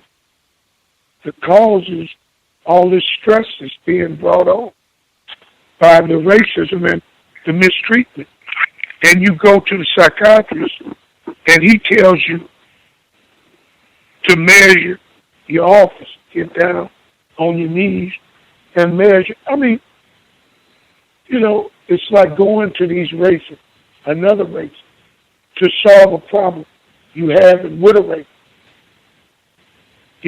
That never works. He ended up feeling worse by going to that psychiatrist than he did from the original problem. I'll mute my line. Do we have time for me to respond to that? Yes, ma'am. I look at it. If you're going to speak out and stand up for yourself, it's going to be hard not to have some kind of blemish on your record when you're an African American. And just for spite, they'll put a blemish on your record. He never struck. Dr. Pershing Foster did not strike me as the kind of person who really was going to challenge any white authority. No matter what he's saying, he just doesn't strike me as the kind of person to challenge white authority. I didn't see that in him at all. And if anyone's going to wind up in a psychiatrist's office, it's going to be that person who is not going to ever do an external challenge to white authority. I think of all the people, he definitely would have the most internal stress. Because I just don't think he could have gotten where he wound up, and I don't think that white people would have certainly let him go without an unblemished record if he's going to challenge them in any way. And I also think that I don't know. I just I could see that really taking a toll on him, especially after so many years. Or am I completely wrong? Am I seeing that really wrong? I think with the toll part, I agree 1,000%. I think she says as much in the text, with them allowing him to go that long without a blemish on his record. I think even though it says that he was never sanctioned for anything, I think the office getting, I guess, demoted and put in a different office and changing up what he was doing, I think that would count. And then having to be evaluated, almost like, oh, this nigga's crazy. He had the audacity to, make this claim, make some sort of allegation. That nigga's crazy. I think that would count as two, even though he didn't, I guess, have anything officially on record as a sanction. Those would count as blemishes for me. So I think that makes sense. And even what you're saying about him not being, at least what we've seen so far, he doesn't come across like George. He doesn't come across as the person who's standing up at every turn, every time he sees injustice, every time he sees racism being practiced, I'm going to step in and try to do something about it. That just doesn't strike me, at least what I've seen in the book. But yeah, that certainly could lead to a heart attack, what you were saying about having a greater amount of internal stress because you're not being honest and addressing the racism that's happening every day to you and all around you. Yes, because someone like George would have wound up in prison for the rest of his life after joining the military. I mean, Pershing Foster managed to get through it, but George wouldn't have made it. He would have been in the brig. He wouldn't have made it. So I just don't think he he was that challenging kind of person at all. I think that's why he managed to do as well as he did financially. So I'll move my line. Definitely still takes a toll. Might even be why he was doing all the gambling and fancy car, the Cadillac, saying he still had a Cadillac, the fancy clothes and suits and all of that to compensate for the racism, white supremacy. And I think a lot of that still goes on to this day, where we don't talk about racism, white supremacy. We just want to hide behind gadgets and all this other stuff to make us feel better, to elevate our self-esteem. And I think that question is in the book about what is all of this for? Like, he's going to Vegas and losing $50,000. What is all this for? Like, you don't even need the money. You're a doctor. You're well paid. You make more money than most black people. You're not doing this for the money. Obviously, you're losing money going there. You'd be better off not doing this. What is this for? And I think even the Vegas trips, I would go back, way back in the book, all of this starting off when the white doctors would come in and tease him and say, "Oh, have you been to such and such?" when they know that these casinos in Vegas didn't allow black people. So I would say it seems like a lot of this has just been unhealthy responses to racism, white supremacy, which I think most victims, that's what we end up doing. That's how we end up responding in a very unhealthy manner to the stress and strain of being victims of racism, white supremacy. Just before we get to the audio book, you can get your comment in. I was just going to say I was a bit confused when he had the car accident, Dr. Pershing Foster, and I guess one of the witnesses suggested that he was on alcohol. He said, "Did you get your bottle?" And he stopped driving at that point. I was a little bit confused with if he was actually under the influence of alcohol at that point. I was thinking they presented it as though he was. Was that the impression that you all got? He was under alcohol at the accident? And then, Mr. Demery, if you want to get your last comment in. Okay. Yes, I remember they asked him if he got his bottle, and he said he didn't drink. He was not under the influence. He just couldn't drive very well. And at that time, I think that marked the point to where his health started to decline. Because from that point, I don't believe he ever drove again. And then he started having health issues. But I wanted to point out that he mentioned that he was finally at a hospital doing something that he could not do back home. And that reminded me when he was having a conversation with the store owner. His name was Mr. Massa. And so Mr. Massa momentarily forgot that blacks could not operate on whites in that area. You know, it was some deception going on. And I don't know if Dr. Foster, well, he looked at him real funny because he had to realize that. And he didn't forget all of a sudden that blacks could not hold a job as a physician in St. Francis. But he mentioned that, and my mind just went back how white people can just lie at the drop of the hat and try to deceive you. And if you're not careful, you'll find yourself even believing some of that. I'll mute my line. Good point. Happens all the time. I think it's happened this week. We had quite a few white people on the program, so I'm sure you probably got some examples on the program this week of white people lying and pretending that they're giving you accurate information, or pretending that they had a moment of amnesia while talking to you as though they forgot you are a victim of racism, white supremacy. But yeah, before we get to the second audio clip, this is just a new word. Try to be mindful when new words or words that I haven't heard before was mentioned. A Pyrrhic victory. This was in the passage they were talking about Dr. Pershing Foster and his troubles he was having at the hospital. And it says, Robert refused to give up his position, but it would be only a Pyrrhic victory. And look that up. Pyrrhic meaning wait a minute, make sure. One at too great a cost to have been worthwhile for the victor. Give you that one more time. Adjective. Of a victory, one at too great a cost to have been worthwhile for the victor. I think victims of racism have many Pyrrhic victories under the system of white supremacy. I wouldn't even call them victories. We think they are victories. They are changes, but not improvements. We will get to the second audio segment. If you did not get to share, if you had a thought, you want to chime in, just write it down, make a note. We should have ample time for folks to get their comments once the second portion of the audio concludes. Isabel Wilkerson's The Warmth of Other Suns, the epic story of America's Great Migration, Context of White Supremacy, audio segment number 2. I told you Reuben would know where everything is, George says, turning in my direction. If you dropped an orange in the natural grove, 5 minutes and it would just be hitting the ground. You could get up in one of those trees and look all over this South Florida.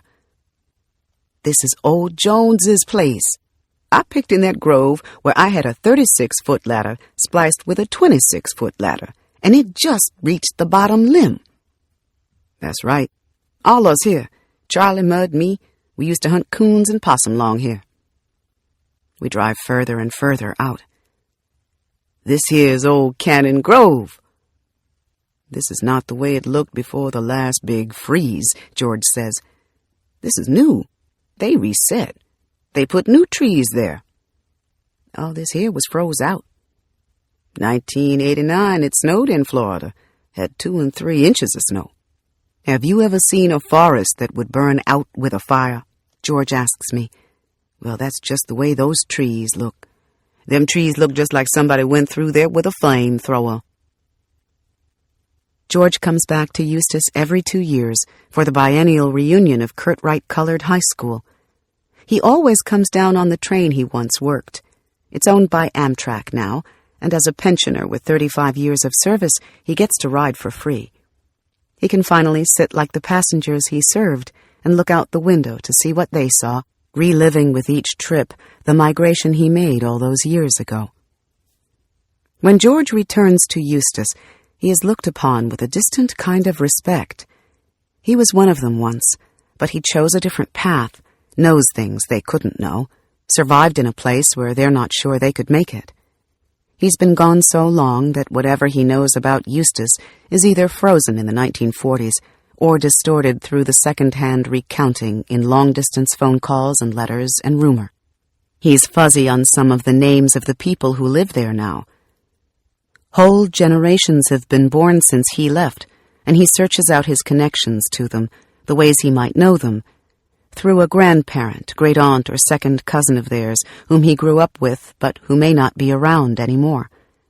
He stays with Viola, the widow of his deceased stepbrother, and spends much of his time visiting with the few people who were around when he was here, reliving those days and catching up on the things he has missed. When people hear that he's in town, they head over to Viola's bungalow and remove their hats before they walk in to see a prodigal son of Eustis.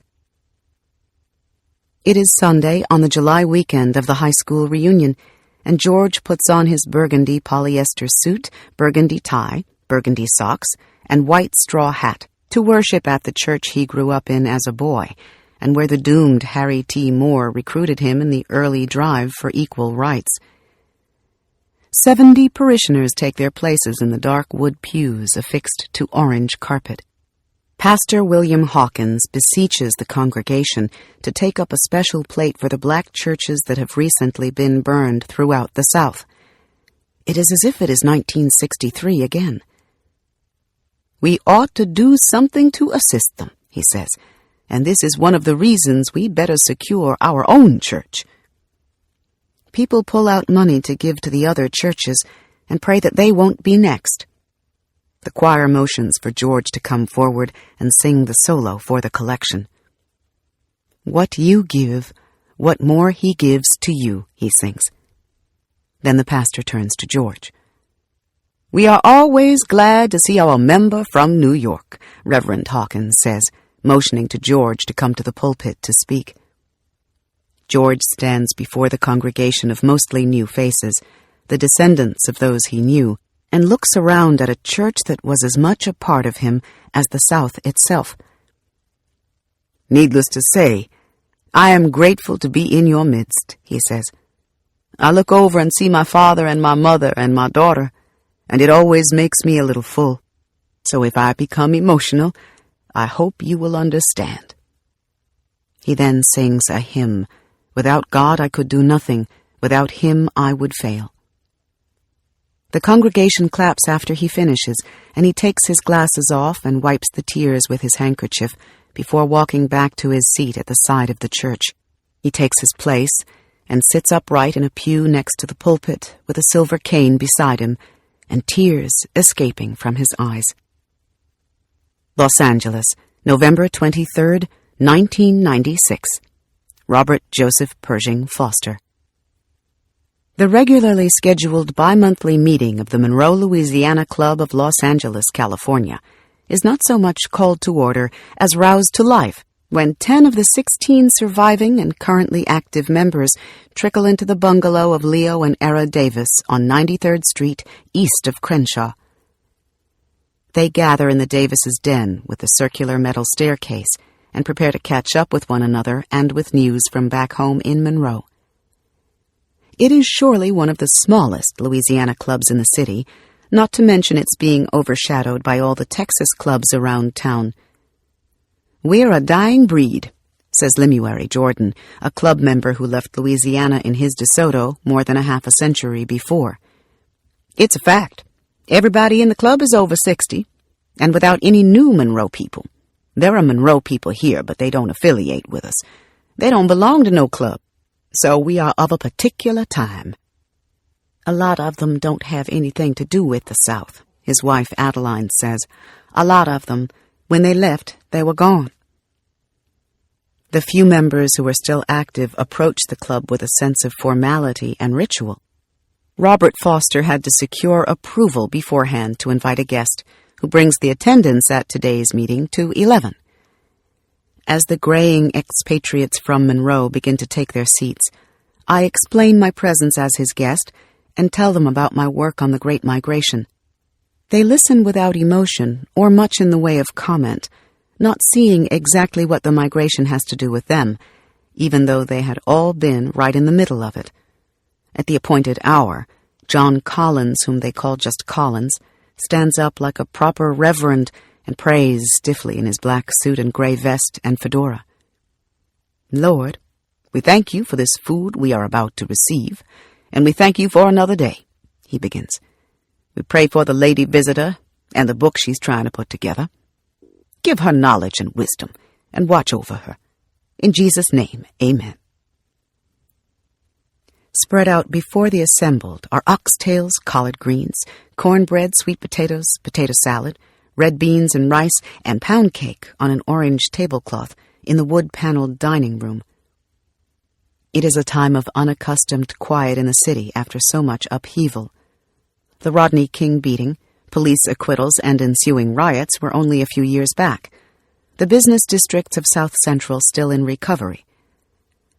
The people have been divided and whipsawed by the O.J. Simpson trial, the saga of a once-loved black football player acquitted of killing his white wife and her friend, the people by now just wishing the whole thing would go away, but unable to escape it, billboards and headlines in every direction.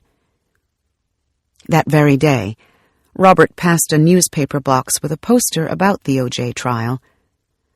I'm so sick of O.J., he said. I don't know what to do. They have choked us with this. No one in the Monroe Club wants to talk about it. Instead, as if on cue, the never-ending loop of how people are faring back home and in Los Angeles, and what they have been through in both places, picks up where it left off from the last meeting, as if it were fresh and new and has never come up before. If you look at it, Howard Beckwith begins, We in the same instance as in the South. They throwing them in jail just like the South. The jail's filled with colored people. The South has made a desperate change. Things you couldn't do in the South, you can do now. You can walk down the street with a white woman. The mayor is black. Who's that? Someone asks. You know Dr. Pierce what run the drugstore? Beckwith says. One of his sons. No, it's not, someone breaks in, one-upping Beckwith and trying to prove who has the better connections to a place they still feel tied to, even if nobody else cares about the distinctions. It's one of Dr. Pierce's cousin's sons. The cousin of Dr. Pierce, one of his sons. That's Eliza Davis's son, a woman whispers to me by way of explanation. She was my classmate. She wants me to know. Somehow the line of conversation reminds Collins about being black in the South, and the talk turns to a kind of testifying rather than an interaction, each member reciting an experience independent from the others and at times seemingly unrelated. Here it is, 50 years after most of them left, and they can't stop talking about the South. They are exiles with ties to two worlds, still obsessed with the old country, and have never let it go. Collins tells them about the time a white man slapped a ladle of water out of his hand as he was taking a drink. A woman describes being home from college and a policeman coming up and asking why she wasn't picking cotton or in the kitchen. Someone else mentions the movable sign on the trolley car and how you had to sit and look at that sign that said colored. Everyone nods in recognition. Marshall brings up the segregated lines and the swiveling ticket agent at the Paramount Theater again. The woman in the ticket counter swiveled to the white side to sell tickets, and then swiveled to the colored, he says. We walked up all those flights of stairs. That's all over the South, Beckwith says. You didn't know nothing different. Robert breaks in, momentarily distracted by the meal. Era, what did you do with the oxtail? It's out of sight. Cake and ice cream? Cake and ice cream? Mrs. Davis asks with a sugar voice, cake held up high. Marshall then remembers an incident at Woolworth's, a seemingly small thing that let him know he was not meant to stay in the South. A white girl waited on me and gave me a token for my change, Marshall begins. I went to tell on the woman that she had taken my money and given me a token back that was worthless. All I got was the satisfaction of telling the man and of telling my mother when I got home. He recounted what his mother told him. You're going to have to leave this place, you keep that up. Which is why Marshall ended up in California. Then Robert joins in. I had taken my bath in the tin tub, he begins. I was clean. Was that the Saturday night bath? Beckwith's wife, Isabel, asks. Everyone laughs in recognition. Like most black people in the South, none of them had had indoor plumbing back then, and Saturday was the one night in the week when they could manage the time-consuming ritual of boiling water from the well and filling a tin tub so everyone in a given family could take a bath. They knew just what Robert meant. They let him finish his story. A white man called me over, Robert goes on. Hey, boy, I'll pay you if you can tell me where I can find a clean colored girl. He pauses for effect. I told him, I'll get you one if you get me your mother. Foster, did you really say that? So help me God. You lucky to be alive. And perhaps to bloom. Most of them care nothing whatever about race. They want only their proper place in the sun and the right to be left alone, like any other citizen of the Republic. James Baldwin, Notes of a Native Son. Chicago, 1997. Ida Mae Brandon Gladney. Ida Mae sets honey on the window screen in her yellow-tiled kitchen to feed the bees. She gives away tiny seeds of 4 o'clocks and morning glories. They are a wonder to her, waking up as they do at the same time every day, more reliable than the best-intentioned people. In her kitchen, she cooks no differently than if she were in Mississippi, folding the eggs and sugar, butter and nutmeg into softened sweet potatoes to make sweet potato pie, boiling her collards and mustard greens with ham hocks until they are rich and satiny, and then making the cornbread to go with them. She has no use for recipes, It's all in her memory from what Miss Theeney taught her and her sisters-in-law back in Mississippi. She sifts cornmeal, white flour, a little baking powder, and a palmful of salt into a tin pan. She stirs in 6 eggs, sprinkles in a little sugar, and spreads a pool of vegetable oil in the baking pan before pouring in the batter. Not too long ago, Eleanor went down south with a friend and came back reporting that the people were using self-rising meal for their cornbread in Mississippi now. Ida May didn't know what to make of it. She would have to rethink what she was doing. It was a revolutionary break from how they did things when she was there. For generations, they had used plain old cornmeal, back to slavery days, when that was all that they had. Everything in the recipes in their heads called for it. For years, they'd had self-rising meal in the North, but Ida May never tried it because that's not what they used down south when she was coming up. It wouldn't be authentic. But Ida May thought she might as well try it if that was the way they were doing things now. So she and Eleanor went out and bought some self-rising meal, and Ida May tried it. But the cornbread rose up like a pound cake.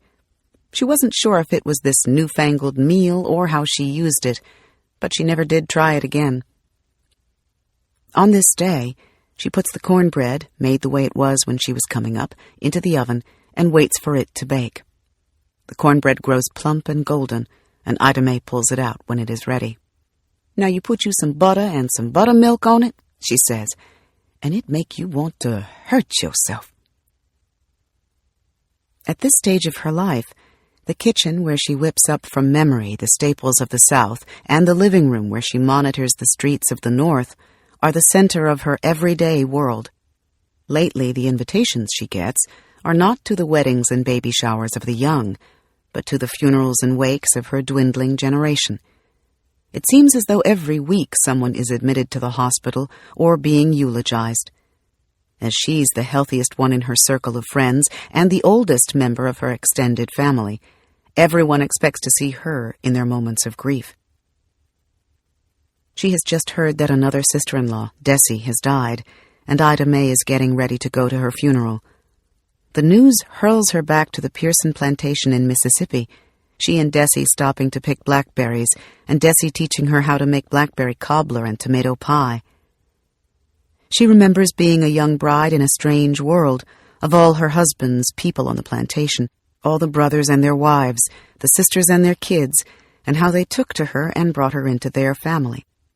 "All them dead now," she says of her husband's generation of brothers and sisters. The descendants want her to speak at the funeral, since she is the oldest one left. Ida May doesn't like to dwell on the past or get mired in sadness. She doesn't want to do it. "It's nothing I can say," she says. "Nothing I can say can bring her back." She's beginning to dread funerals altogether, but will go to this one and do what is expected of her. She will console the living, but it's getting harder and harder. "I don't like going to funerals anymore," she says. "If it's sad, it just tears me to pieces." One day she gets word that her beloved nephew Robert, whom they call Saint, and who helped her and her family get out of Mississippi 60 years ago, has suffered a stroke. What is worse, his wife Catherine had a stroke just before he did. He had gone to the hospital every day to check on his wife before being stricken himself, and each time was heartbroken over her blank stares and unmovable limbs. Now the two of them are separated for the first time in their marriage, she in the hospital, he in rehab. Ida May has to visit them both. Today she is going to see Saint at a rehabilitation center at 95th and Cicero. Saint had helped Ida May and her husband sell the things they didn't have time to dispense with, or that had they tried would have attracted unwanted attention as they plotted their escape. He ended up following them up to Chicago with his wife and family in 1943, and they stayed with Ida May and George, as was the tradition among people migrating from the South, until they could get on their feet. "I decided to come up because I had people up here," he is saying, sitting in his wheelchair. "People were coming up. I got in the crowd." Saint and Ida May start reminiscing about the people they know from back home, how they are faring, who's a deacon now, who's moved into a nursing home, who's moved in with their grown kids out in the suburbs. "It's a shame we all hear and don't see each other," Robert says. Then it hits him that he can't see his wife either. He starts to look down and his eyes get moist. It's been the saddest of years, his wife taking sick and now him in a wheelchair from a stroke, just like she had. His eyes well up. Ida Mae looks at him, sorrowful and sad too. This is her nephew by marriage. She is not much older than he is. She has known him for some 65 years. She owes him in part for her safe passage out of the South. His wife Catherine is one of the sweetest people she has ever known, and they call the man before her saint for a reason. He wants to be with his wife, but he can't. The whole thing is breaking Ida Mae's heart, too. But then she catches herself, stiffens her back, and makes up her mind to have none of that pity. "Now, we not going to do that," she says, staring at the floor, not able to look Saint in the face. "God don't make no mistakes. Either you gon' get better or you not. He's gon' see about you and do what he want. Now you be thankful you did all you could. You didn't miss a day." She's older than all of them, but fit and modern in her mint green pantsuit and black pumps and copper mesh hat with her white curls peeking from beneath it, while the younger nephew is bound for the moment to a wheelchair.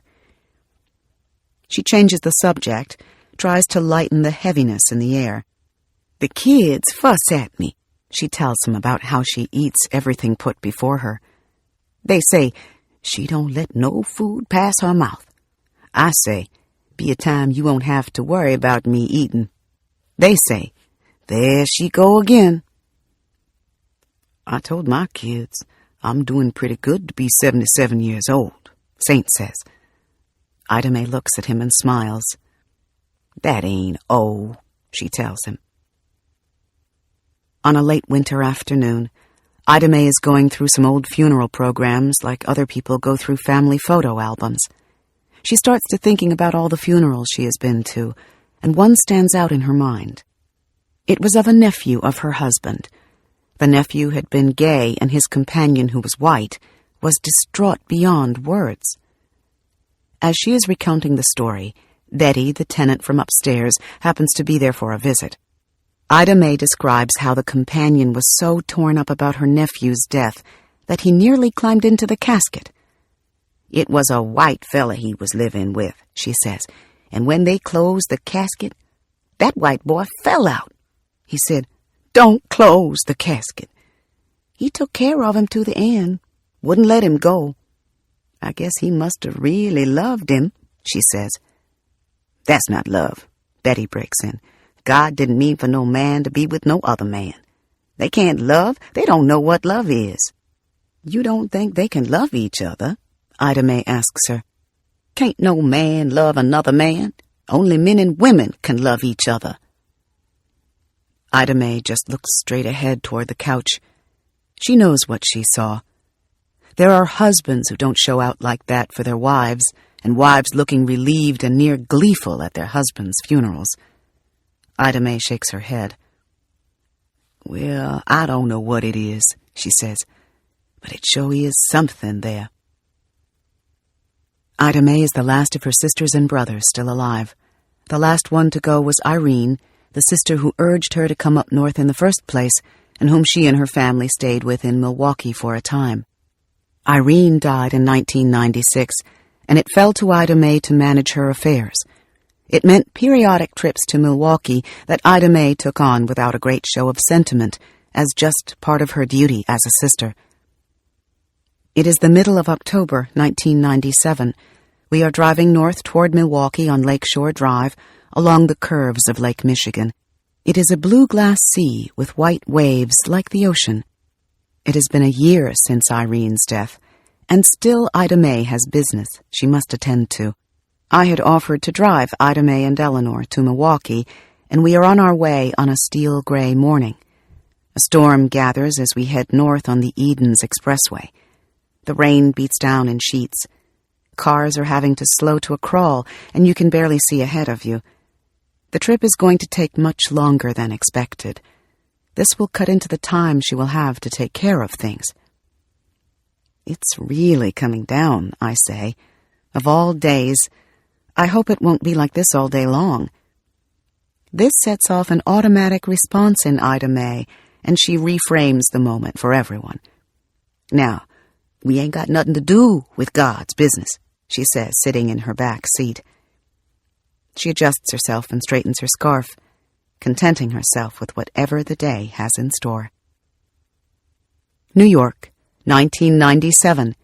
George Swanson Starling. There is a stirring among the original migrants and their children. The question is whether they should go back south again.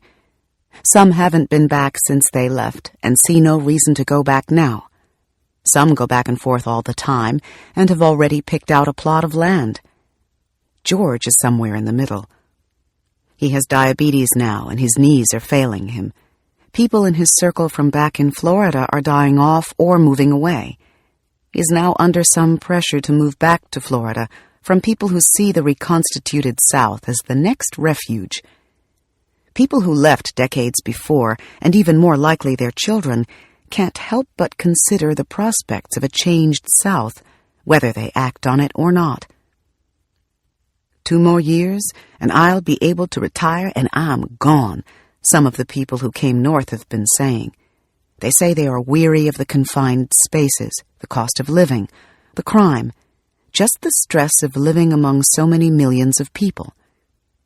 I don't know why you staying up here, some of them have been telling George. Better get out from here while you can. It reminds George of how people talked during the migration.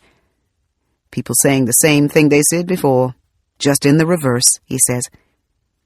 But there are fundamental differences, as he sees it, between those who went north and those who stayed in the South, the people and the place he would be returning to if he chose to do so, and he doesn't see that changing. Those who didn't leave learned to accept it, he says. He never did. I think about leaving the North, he says, but I would be a stranger down there. I've lived in New York for 52 years. I've spent more time here than there. I'm a New Yorker now. Almost all the ones I grew up with are in nursing homes. If I went back, what would I do? There is an unspoken fear among some migrants to the North that no matter how much better you could live in the South on those northern pensions, going home is somehow moving backward, a retreat, an admission of failure, or at worst, something that, like retirement itself, could signal the end of the full part of life, and perhaps the end of life itself. It was making George think back to what had happened to his old friend, Babe Bly. Babe was George's best friend and upstairs tenant who had worked with him in the orange groves when they were young men. Babe had come to New York in 1932 with his brother Reuben, well before George, and had gone back and forth between New York and Florida until George came up. For years, the two of them had lived in George's brownstone together with their wives, like the Ricardos and the Mertzes on I Love Lucy. Babe so loved New York that he didn't go back to Florida unless somebody was sick or died, Reuben said. For years, he worked at a car painting factory in New York, caught possum in the Connecticut woods for their barbecues, and ran poker parties with George that almost got them killed. When Babe got sick, he went to George and told him he was going home. He asked George, whom he always called son, a favor before he left. "Son," Babe said, "I ain't gonna live long, son. I'm going back. But I want you to sing Peace in the Valley at my funeral." "Babe, I ain't got no guarantee I'ma outlive you." "Oh, yeah, you gonna outlive me." "Well, close as we've been, I don't know if I can sing that." "God damn it, I want you to sing Peace in the Valley now," Babe said. "God damn it, I want you to promise me before I go. You gonna sing Peace in the Valley?" "Okay. Yeah, Babe, I'ma sing Peace in the Valley." In his heart, he knew he couldn't. They were too close, like brothers, Babe and his wife Hallie Q, upstairs from George and Inez all those years. Babe left New York and went back to Eustis to live out his final years. He didn't live terribly long after that, a couple of years, as George and Reuben recalled. He knew he was sick when he left. "He didn't tell me everything," George said, "but he knew something was wrong. And all of a sudden, he got it on his mind he wanted to go back home." Babe died in 1976. The funeral was at the St. James Methodist Church, where George and Sam and Mud had eaten all those oranges back when they were little boys. George went back for the funeral, but didn't think he could get through a song about his friend and one-time crew foreman who had protected him in the orange groves. He figured he wouldn't have to, what with Babe being gone and no one there to make him do it. Apparently, Babe had told his wife, Hallie Q. She went up to George at the funeral. "George, you supposed to sing Peace in the Valley," she said. "Q, I can't do it." "You promised Babe." Somehow George got through the song Babe loved so much. George had to take his handkerchief and wipe his eyes at the end of it. The original migration people were falling away. Los Angeles, autumn 1996. Robert Joseph Pershing Foster. Robert's friends and former classmates are getting up in years and facing one ailment or another, which puts Robert in almost as much demand as he was when he had a full-time practice. A friend called to complain about a cough and thought he might need to go to the hospital. Robert calmed him down and told him to give the antibiotics a chance to work. Today he has gotten word that an old classmate from Morehouse is in the hospital, and Robert wants to go by and see him. We drive to a hospital in South Central. As we walk out of the elevator to get to the man's room, someone runs toward us. "Dr. Foster! Dr. Foster!" the man is exclaiming. It's an orderly who recognizes Robert from years ago and comes over to him, out of breath. "Don't you remember me from that appendectomy over on Hoover?" "Why, of course I do," Robert says, not remembering the man exactly, but not letting on. The orderly gets Robert caught up on what he has been doing the past few years, excitedly trying to impress him, and Robert wishes him well. "You take care, Dr. Foster." "And you as well." Back at the house, he boils water for tea. He seems calm and at peace, distant now from the multiple recountings of the hard trek he made to get to California. He has thought things through and seems to have figured out his thinking now. "I wanted to prove to them that I was worthy of a room," he says of his rejection along his journey. "I was not sure that I was good enough to be admitted. What good had it done me to get all this education and work as a surgeon in the Army?" "Have you ever been back through that stretch?" I asked him. "Never," he shoots back. "I drove back south, but I went through Oklahoma." He pauses and considers the effect his migration had on how he lived out the rest of his life and how he raised his daughters. He had demanded more of them than might have been necessary. He became obsessed with appearances and spent a fortune on their clothes and breeding so that there would be no reason for them to be rejected as he had been. "I gave my daughters ballet so they could know how to walk," he said, "and create the picture I wanted. I wanted them to have an excellent education. I didn't want them to suffer the pains of racism. I didn't want them to have to sit in the back of the bus, suffer the unwelcome attention of low-class whites. I didn't want them to be open to being molested." Unlike other parents raised in the South, he had never drilled into his children the hardships he had endured, or dwelled on the limits of what they could or could not do based on the color of their skin.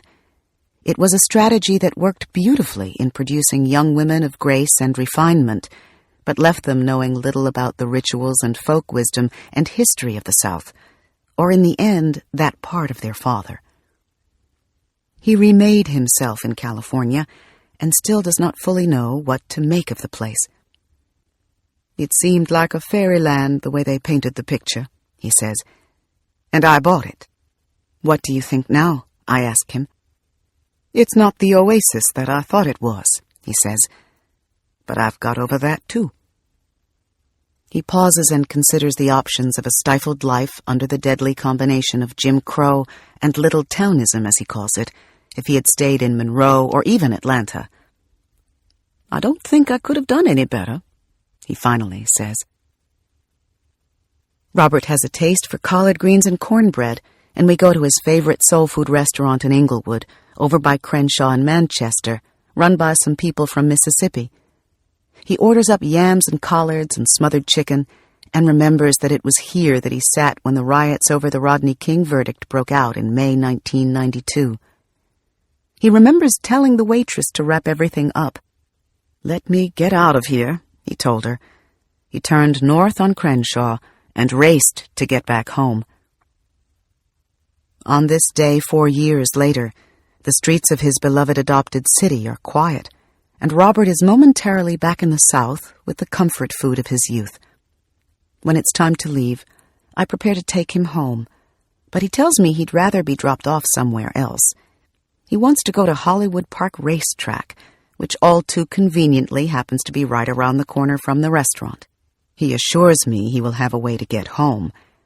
On the short ride to the track, he talks about how it feels just going into a casino, which for him is more than a casino, but freedom itself. "I walk into a casino," he says, "and I act like I own it." Walking in like that attracts just the kind of attention he craves. "What kind of surgeon are you?" a man asked him once, having heard he was a doctor. "A damn good one," Robert told the man, with a smile. We arrive at the track, and Robert gets out of the car in his windbreaker and pensioner's slacks.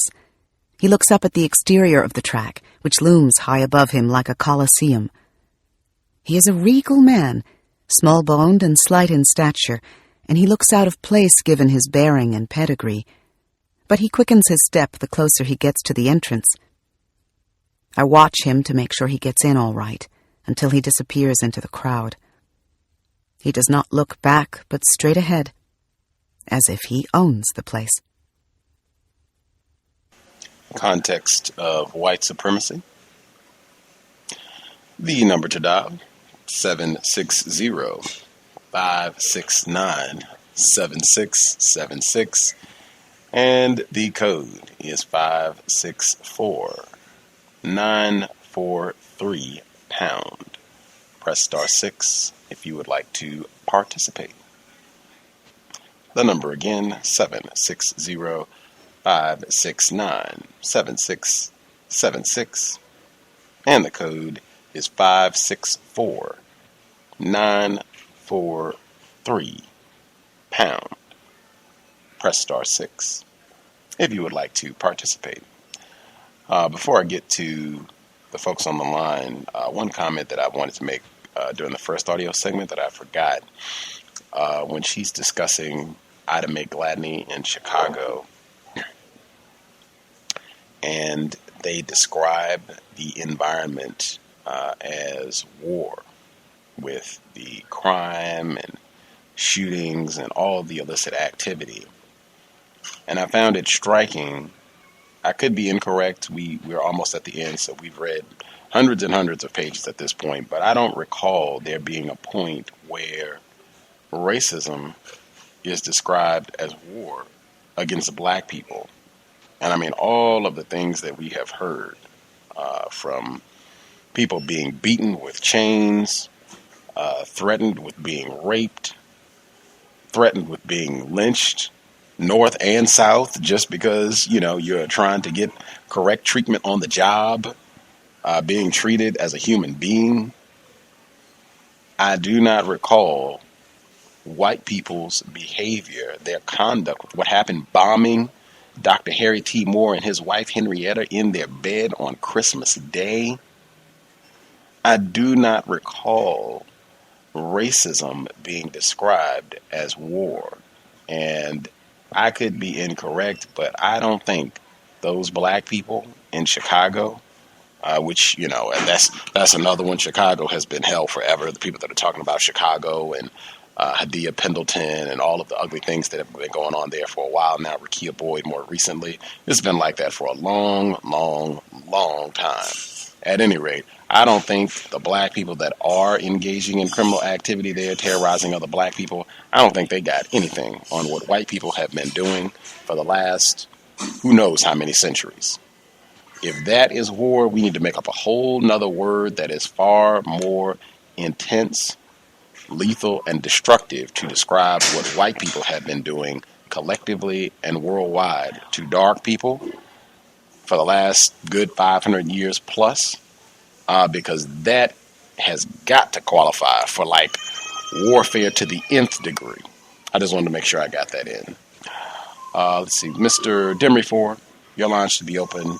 I'll get other hands. We should have 30 minutes. Please do not wait till the last minute if you have something that you want to get in about the text. Mr. Demry4, your line should be open. Yes, can I be heard? Yes, sir. That was a very good point that you made. I was just thinking about the pathetic and pitiful response to the burning of the churches. They just taken up a collection so they can rebuild the churches so that they can burn them down again. I mean, no money set aside for security or any means where you can prevent that from happening again. Or even talking about the terrorists that burn the churches. How we just go on with the church, sing a song, talk about white Jesus, take up a collection. You know, it's just such a pitiful response. But one positive thing is they talked about some good food in this segment. I particularly like the blackberry cobbler. But I have to say that some of the foods that they were describing is probably why Saint and the rest of them is having strokes, because they're cooking that greasy food and eating them pound cakes and all that. You just can't do that. You clog up your system. But I wanted to talk about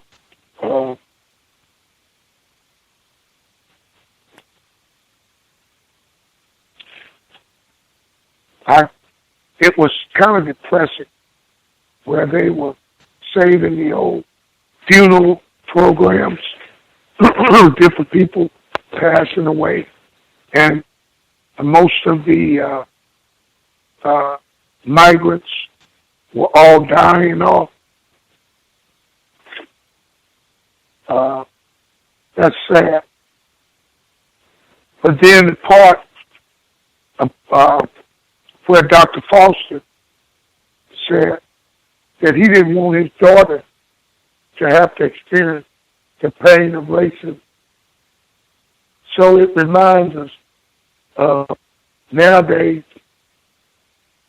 when we don't tell the younger generation about incidents of racism or discourage any camaraderie with white people, because we think that maybe they would have a better chance by not knowing, but it's kind of defeats the purpose. Without the information that we're at war and that all of the atrocities that have been done to black people, you put the young people at a disadvantage. And you set them up to be victims again. But I know a lot of times I spend time thinking about the mental damage that has been done to black people as a whole because of racism.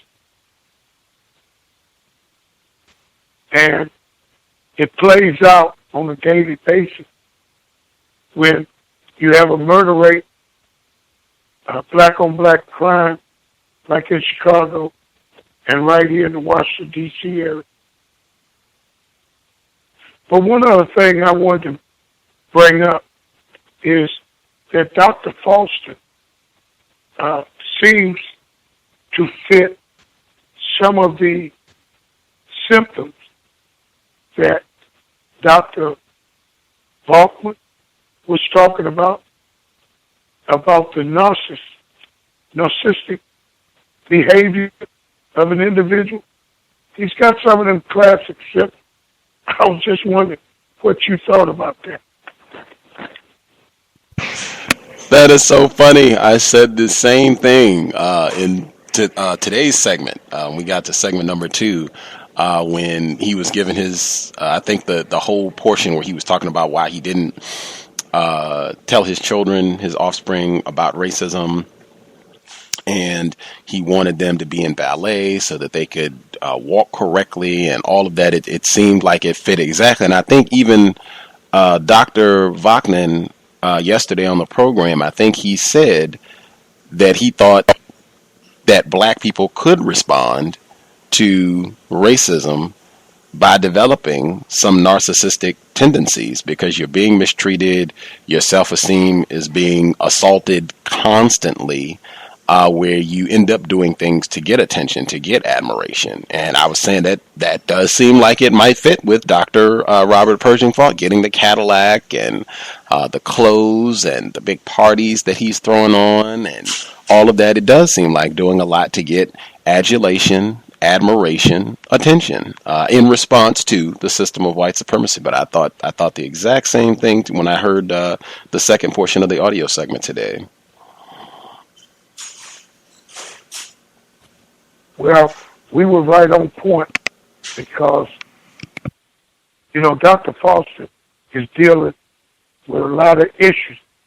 And he's probably, it's no doubt he's the most successful of the 3 characters.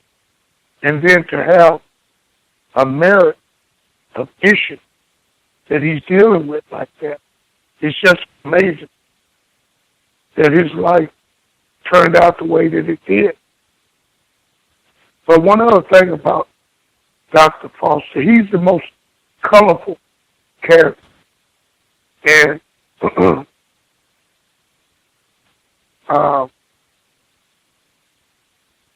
his life, when he was answering patients and examining kids after he had retired, I don't think he had a medical license anymore.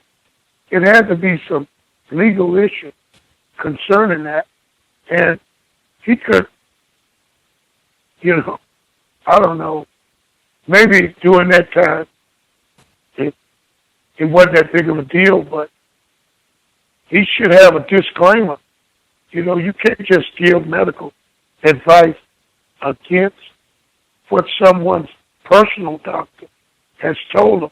At one point, he told him just take some aspirin. I'm like, wait a minute. If the guy's on Percocet, he needs a lot more than some aspirin. Now, maybe it's just me.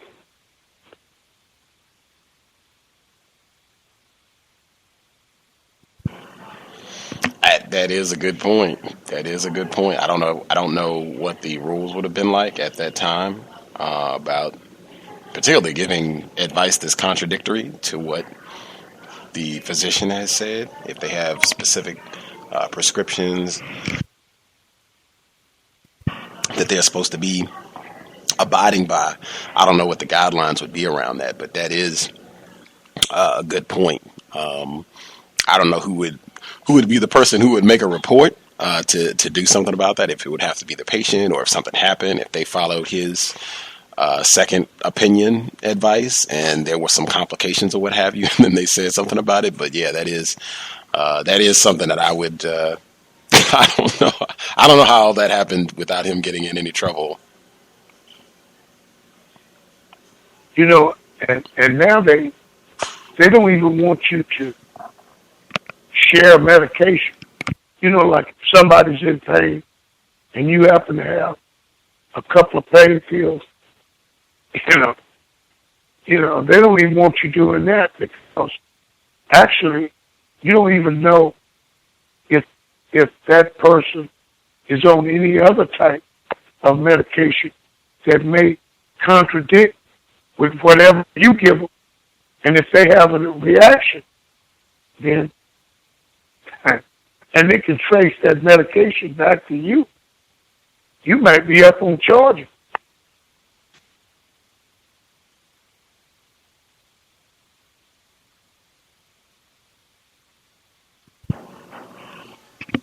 Good point. Good point. Good point.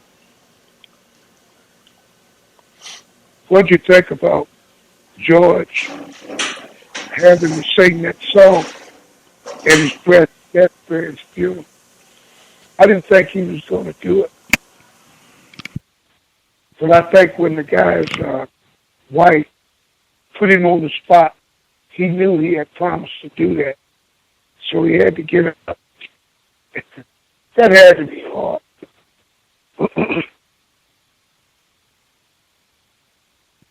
Yeah, I think he would have probably looked for a way out of that if the wife hadn't put him on the spot on it and said, hey, you promised that you were going to do this. Saint probably knew that. He made sure he had a back door on it so that he told somebody else to make sure that that did indeed go down at the funeral. But I can't imagine that would be pretty tough for somebody that you were very close to have to kind of get it together to go up and do a performance at the funeral. Slightly related, it's not any sort of commentary on that, but just it seemed like White Jesus came back with a vengeance this week, probably going hand in hand with a lot of these folks getting older and the funerals and all that, and that seems to be just a part of the pattern for victims who get older and looking for some sort of comfort or solace. Christianity, White Jesus tends to be it for many victims, but it seems White Jesus was a major force in this week's section from the text. I think we have S. with us as well. S. Your line should be open. If you had any comments you want to share.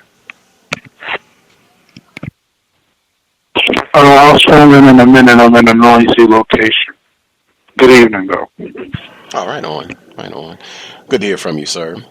Let's see here.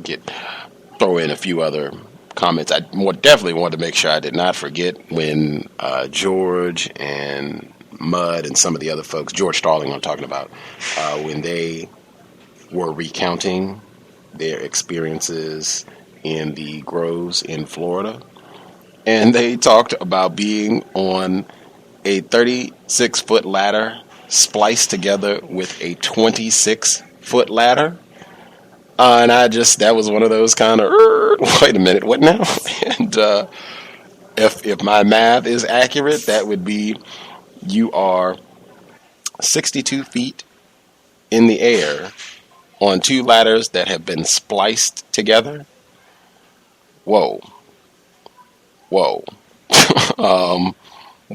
That is crazy. That is crazy. And how large these trees must be if you can be 62 feet in the air and you're only getting to, I think he said, the lowest branch on some of these trees. But that just, man, the first thing that popped in my mind is older black people. I don't have any criticisms. I don't care what they have to say. White Jesus, white people, racism, whatever. It's probably a strain to even imagine some of the things that they have endured. If you're talking any black people that are over the age of 70, being on a 36-foot ladder spliced together with a 26-foot ladder to go up and pick oranges. Wow. That's got to be breaking the ocean regulation. And I mean, spliced together. Oh, go ahead. I was wondering if you thought that if there was some anti-blackness going on with O.J. and Rodney King, because somebody was saying they were sick of O.J. They were sick of hearing about O.J., but they didn't say anything. Nobody wanted to talk about it. So, I don't know. I guess that's, what is that called? Racism or violence? It absolutely could qualify. Now, I can't imagine. I have lived in California, but I did not live there at the time when O.J. and Rodney King, when that was being discussed ad nauseum. And I recall at that time I was in Virginia, so I'm about 3,000 miles away from the epicenter of all that. But I recall hearing many, many black people say the exact same thing. I am tired of talking about this.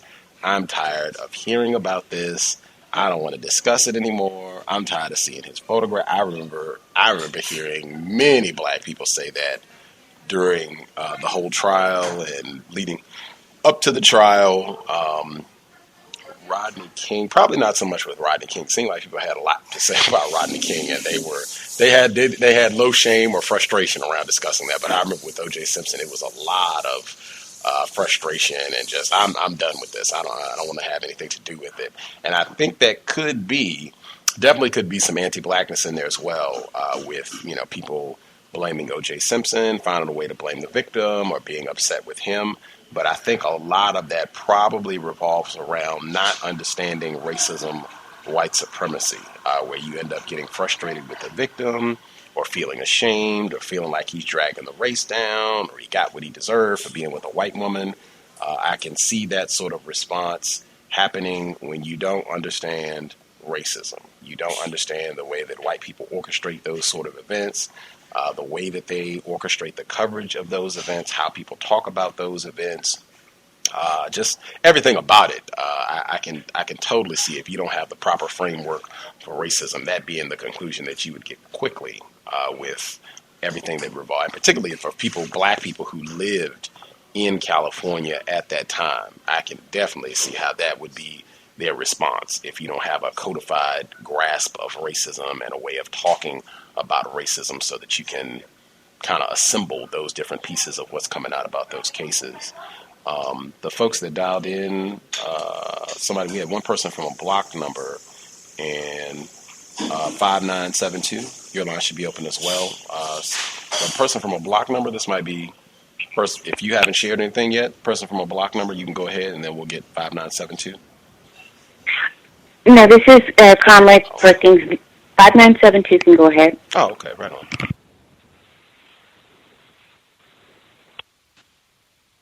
Can I be heard? Yes, ma'am. I think the reason a lot of black people might say stuff like about we're saying stuff about this, hearing about OJ, because I think they were afraid to talk about it. I think a lot of times maybe white people were in the area, so they had to pretend like that they were against OJ. That's what I assume. I don't think a lot of black people were actually tired of talking about it amongst themselves. I think they were just afraid of white people overhearing it or getting back to white people or something, and they might get in trouble or whatever. And as far as the white Jesus, I don't believe in a white Jesus, and I don't know why you keep talking about that. I don't understand the point behind that. And that's all I have to say. Oh, okay. For me, it's not about whether or not I believe in white Jesus. It's just that I see that white people have been very successful. I think that's one of their most successful white supremacist imaging projects with regards to having victims believe in this person. Not all, but a significant portion worldwide. Non-white people, not just black people, believing in this person, and or when they think of God, when they think of Jesus, that's the image that they have in their head. The white, as I said, Kanye West, he was just major news item this week, his tour, where he has Jesus come out on stage with him, and it is the white man. It's the image that I think most of us have seen most of our lives. I think that's been one of their most successful and powerful weapons under the system of racism, white supremacy. I could be in error, but I have seen it a lot. I think most of the time when people think of Jesus and or God, unfortunately, and as a result of white supremacy, it tends to be they think of and associate that with a white person, a white man specifically. So that's why I reference it in This Week in the Text. I think we heard a lot of the Lord will solve it. Let's pray to God for a solution. Or at least I heard a lot of that in the text this week. And I tend to think that the victims who were saying that the image, whether they had the actual white image in their church or on their Bible or in their home or whatever, whether they had that actual physical representation of white Jesus or not, that image tends to be associated with, in fact, it's so strong. That's why, another reason why I've been saying it, when I think of Christianity, I immediately link that with white Jesus, because I think that's how successful white people have been. They tend to just be linked. That has been one of their most successful tools in the system of white supremacy. That's one of the reasons why I've been mentioned among many, but could be an error, could be adding to confusion. Well, I've talked to black people that are religious, and they talk about Jesus being black. They think of him as being black. I mean, I don't think Jesus has any validity to black people one way or the other, whether it's black or white. But that's what I hear nowadays. A lot of black people hear black people saying that. So, let's throw that out there. That would be grand. Go ahead, sir. Go ahead. Miss Renee.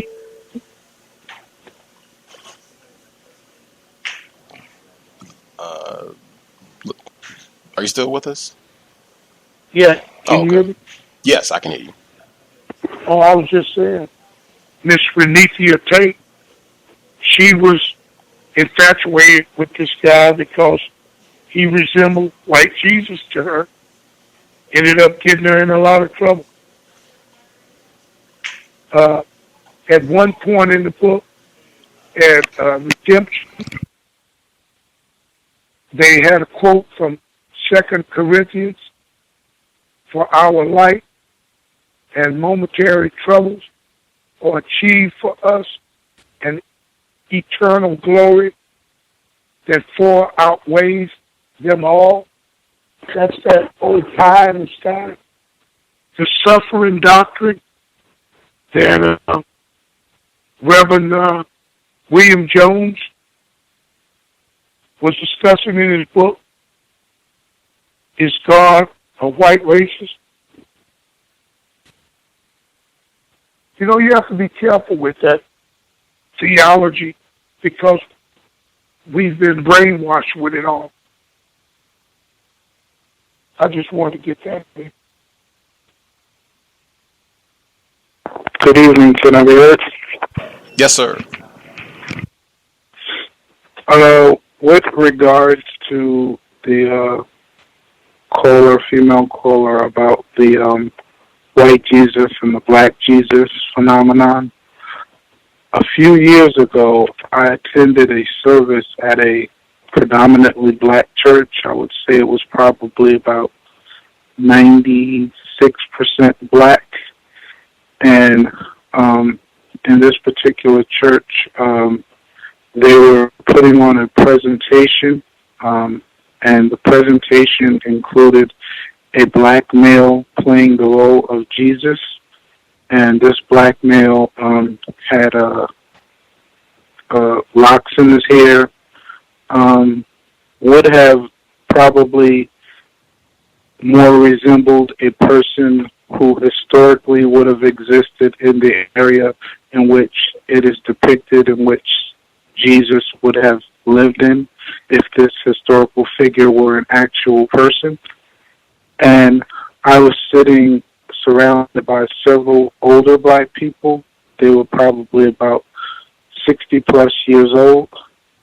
And the commentary coming from these black people, older black people, about this young man was absolutely amazing.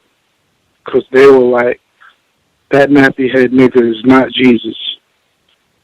And they had their younger children and grandchildren with them, and it was a big discussion because the younger people, who seemed to be, in their 20s and 30s, we were going back and forth like, well, Nana, it said he had, hair like wool and skin like copper. And the older folks were like, I don't care what you say, that nappy head nigga don't look nothing like my Jesus. And it's interesting because I do hear a lot of younger black people who now try to depict the Christ figure as a black archetype. And there's a great deal of pushback, and one of the classic pushbacks is they then respond with, it doesn't matter what color he was, and then these individuals will say something like, well, if it doesn't matter, then why is it a problem when I'm depicting him as black? And I see that it is an extreme level of anti-blackness because I think that it is encoded within us that we recognize that if Jesus is supposed to be God in the flesh, in the human flesh form, God as, if you look at it theologically, as having castrated himself or prostrated himself, rather, to put on the skin of man and come down in the form of humanity, to think that God would put on black skin is highly offensive to people who have that anti-blackness within them. So I think that the thought of God putting on voluntarily, putting on something as undesirable as black skin is something that many black people would take extreme offense to. So I think that I don't see a lot of people really embracing the black Jesus archetype. I know a few folks who try to do it or who may have that imagery and so forth, but they don't particularly appear to be very successful at it, in my opinion. But I could be wrong. We have about 5 minutes left in the program.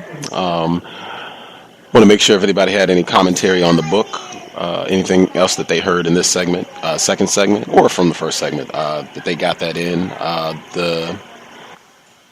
Karma, if you had a comment you wanted to get in, and we had one other caller, I wanted to make sure I got those before we wrapped up. Karma, did you have anything you wanted to get in?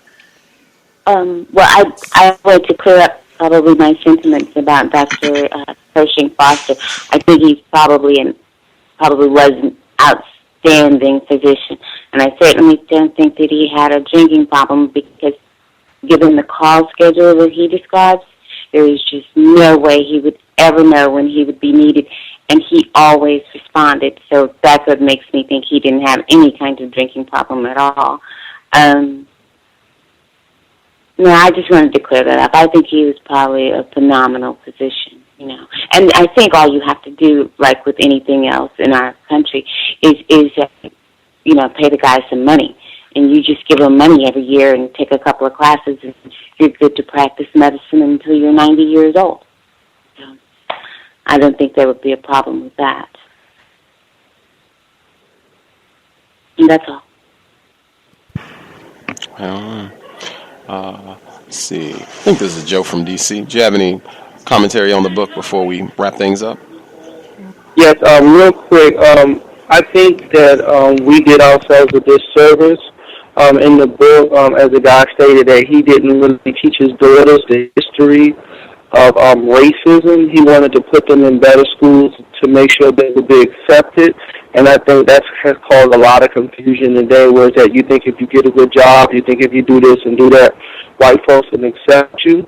So I think we've done a disservice as far as not making sure that we raise our kids, teaching them that history. And the other comment was that last week, I didn't get a chance to catch this week when they talked about when the guy was gambling and the lady was supposed to explain to him why he was only able to make so much money and then he was losing everything. Is it possible you could give me a brief recap on that? Was it, I think he would get to $13,000 and then he would lose? Is that what you're talking about? Yes, okay. That's correct. I don't remember her theory. I don't remember her articulating anything. I'm not saying that she didn't. I'm just saying I don't remember her explaining away anything as to why he would get to 13,000 and then start losing. I just recall the section ended with he would win a lot of money and frequently lose. If he was on a hot streak and then he started losing, he would have somebody there with him. If he won a lot, that was supposed to help him with his money. And then if he was on a losing streak, then they didn't really have anything. It was nothing that they could do but sit back and watch him lose. Do y'all remember? I do remember exactly what he's talking about. I think it was even the number specifically was 13,000. Do any of the folks that are on the line right now, do you all recall her theory as to what would happen when he would hit 13,000?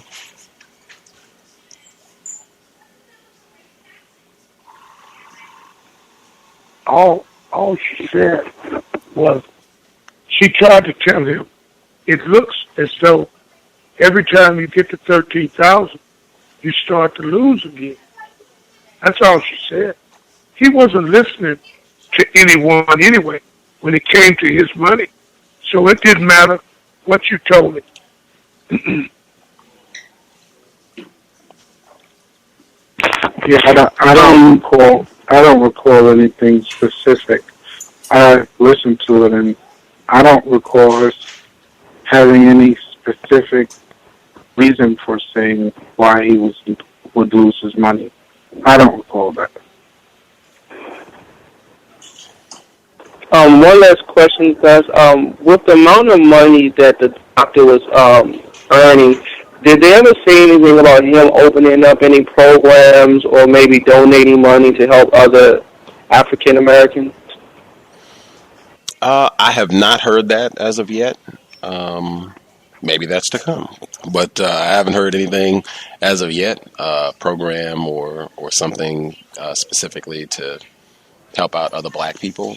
I did go back to find the portion that you were talking about, and it says, as Robert's fortunes rose and fell by the hundreds with each bet, she started to notice something and tried to bring it to his attention. You know, the nurse began, seems like every time you get to $13,000, you start losing. That would not have been enough to stop him. It was one of his better trips, but it was Vegas, and there was always another day. He was always playing to the crowd and knew all the casino workers. Like it doesn't give any explanation or theory. It's more just he was going to do what he was going to do. He had in my opinion, he had a gambling problem, and because there are a lot of examples of him losing tens of thousands of dollars in the book, even $50,000 this week, and that was no big deal, whatever. Did anybody recall, in case I missed it, anybody recall any mention of Dr. Foster doing something with his money, starting any program specifically to help black people? Maybe I forgot.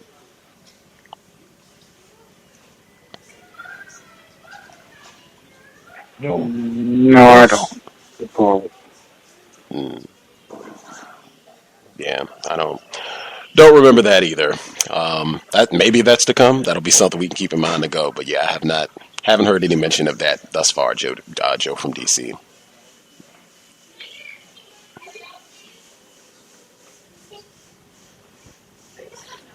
Okay, good party. I'm sorry, what'd you say, Mr. Demery 4? He gave some good parties. He gave some good parties. All for another black person to see. Mm-hmm. I think another good point, Gus, I'm sorry, real quick, that was put up is that he, the gentleman who didn't teach his daughters about his history, he made sure that his daughters wouldn't be domestic workers so they would stand a chance of getting raped.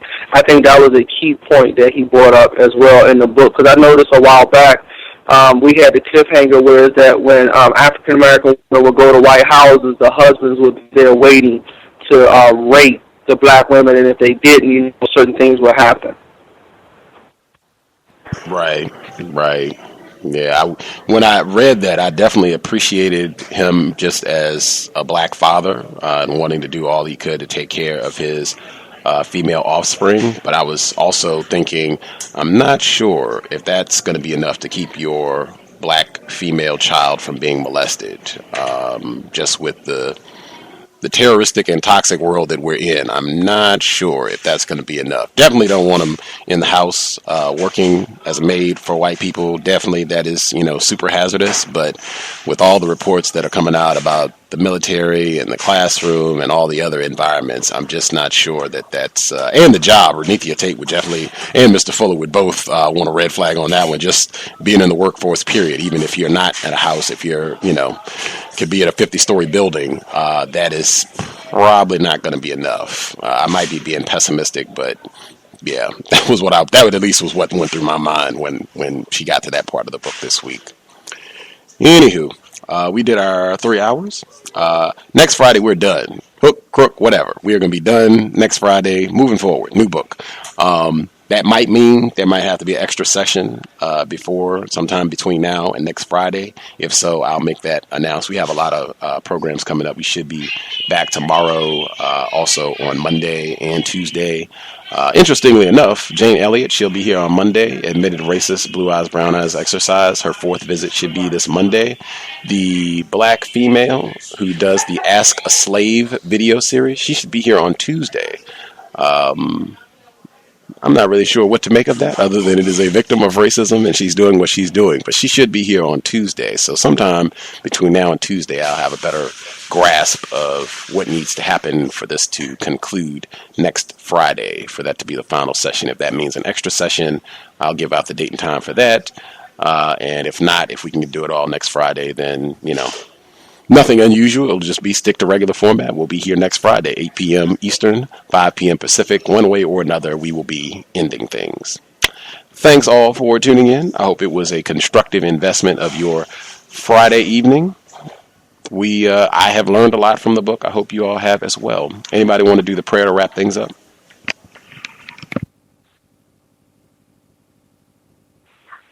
I will. Right on. We'll be back tomorrow. Be safe and constructive. Take it away, S. Creator, we thank you for giving us a place to gather and share constructive information and solutions on how to combat the everyday problems that we face as men or black males attempting to be men and black females attempting to be women under the global system of racism, white supremacy. We thank you for an opportunity to discuss this book. We thank you for opportunities to call in on the compensatory call every Saturday. We ask that you give us continued patience in dealing with those who may be more confused than we currently are. We ask that you give us resources and the drive to create resources to help others who are still confused. And we just ask for empathy and compassion for all of the victims that are struggling to combat the global system of racism and white supremacy. This is our prayer as your sons and daughters. Ashe.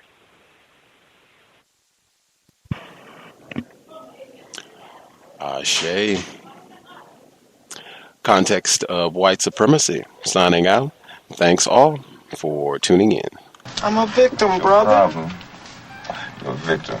I'm a victim of 400 years of conditioning. Shut up. The man has programmed my conditioning. Even my conditioning has been conditioned.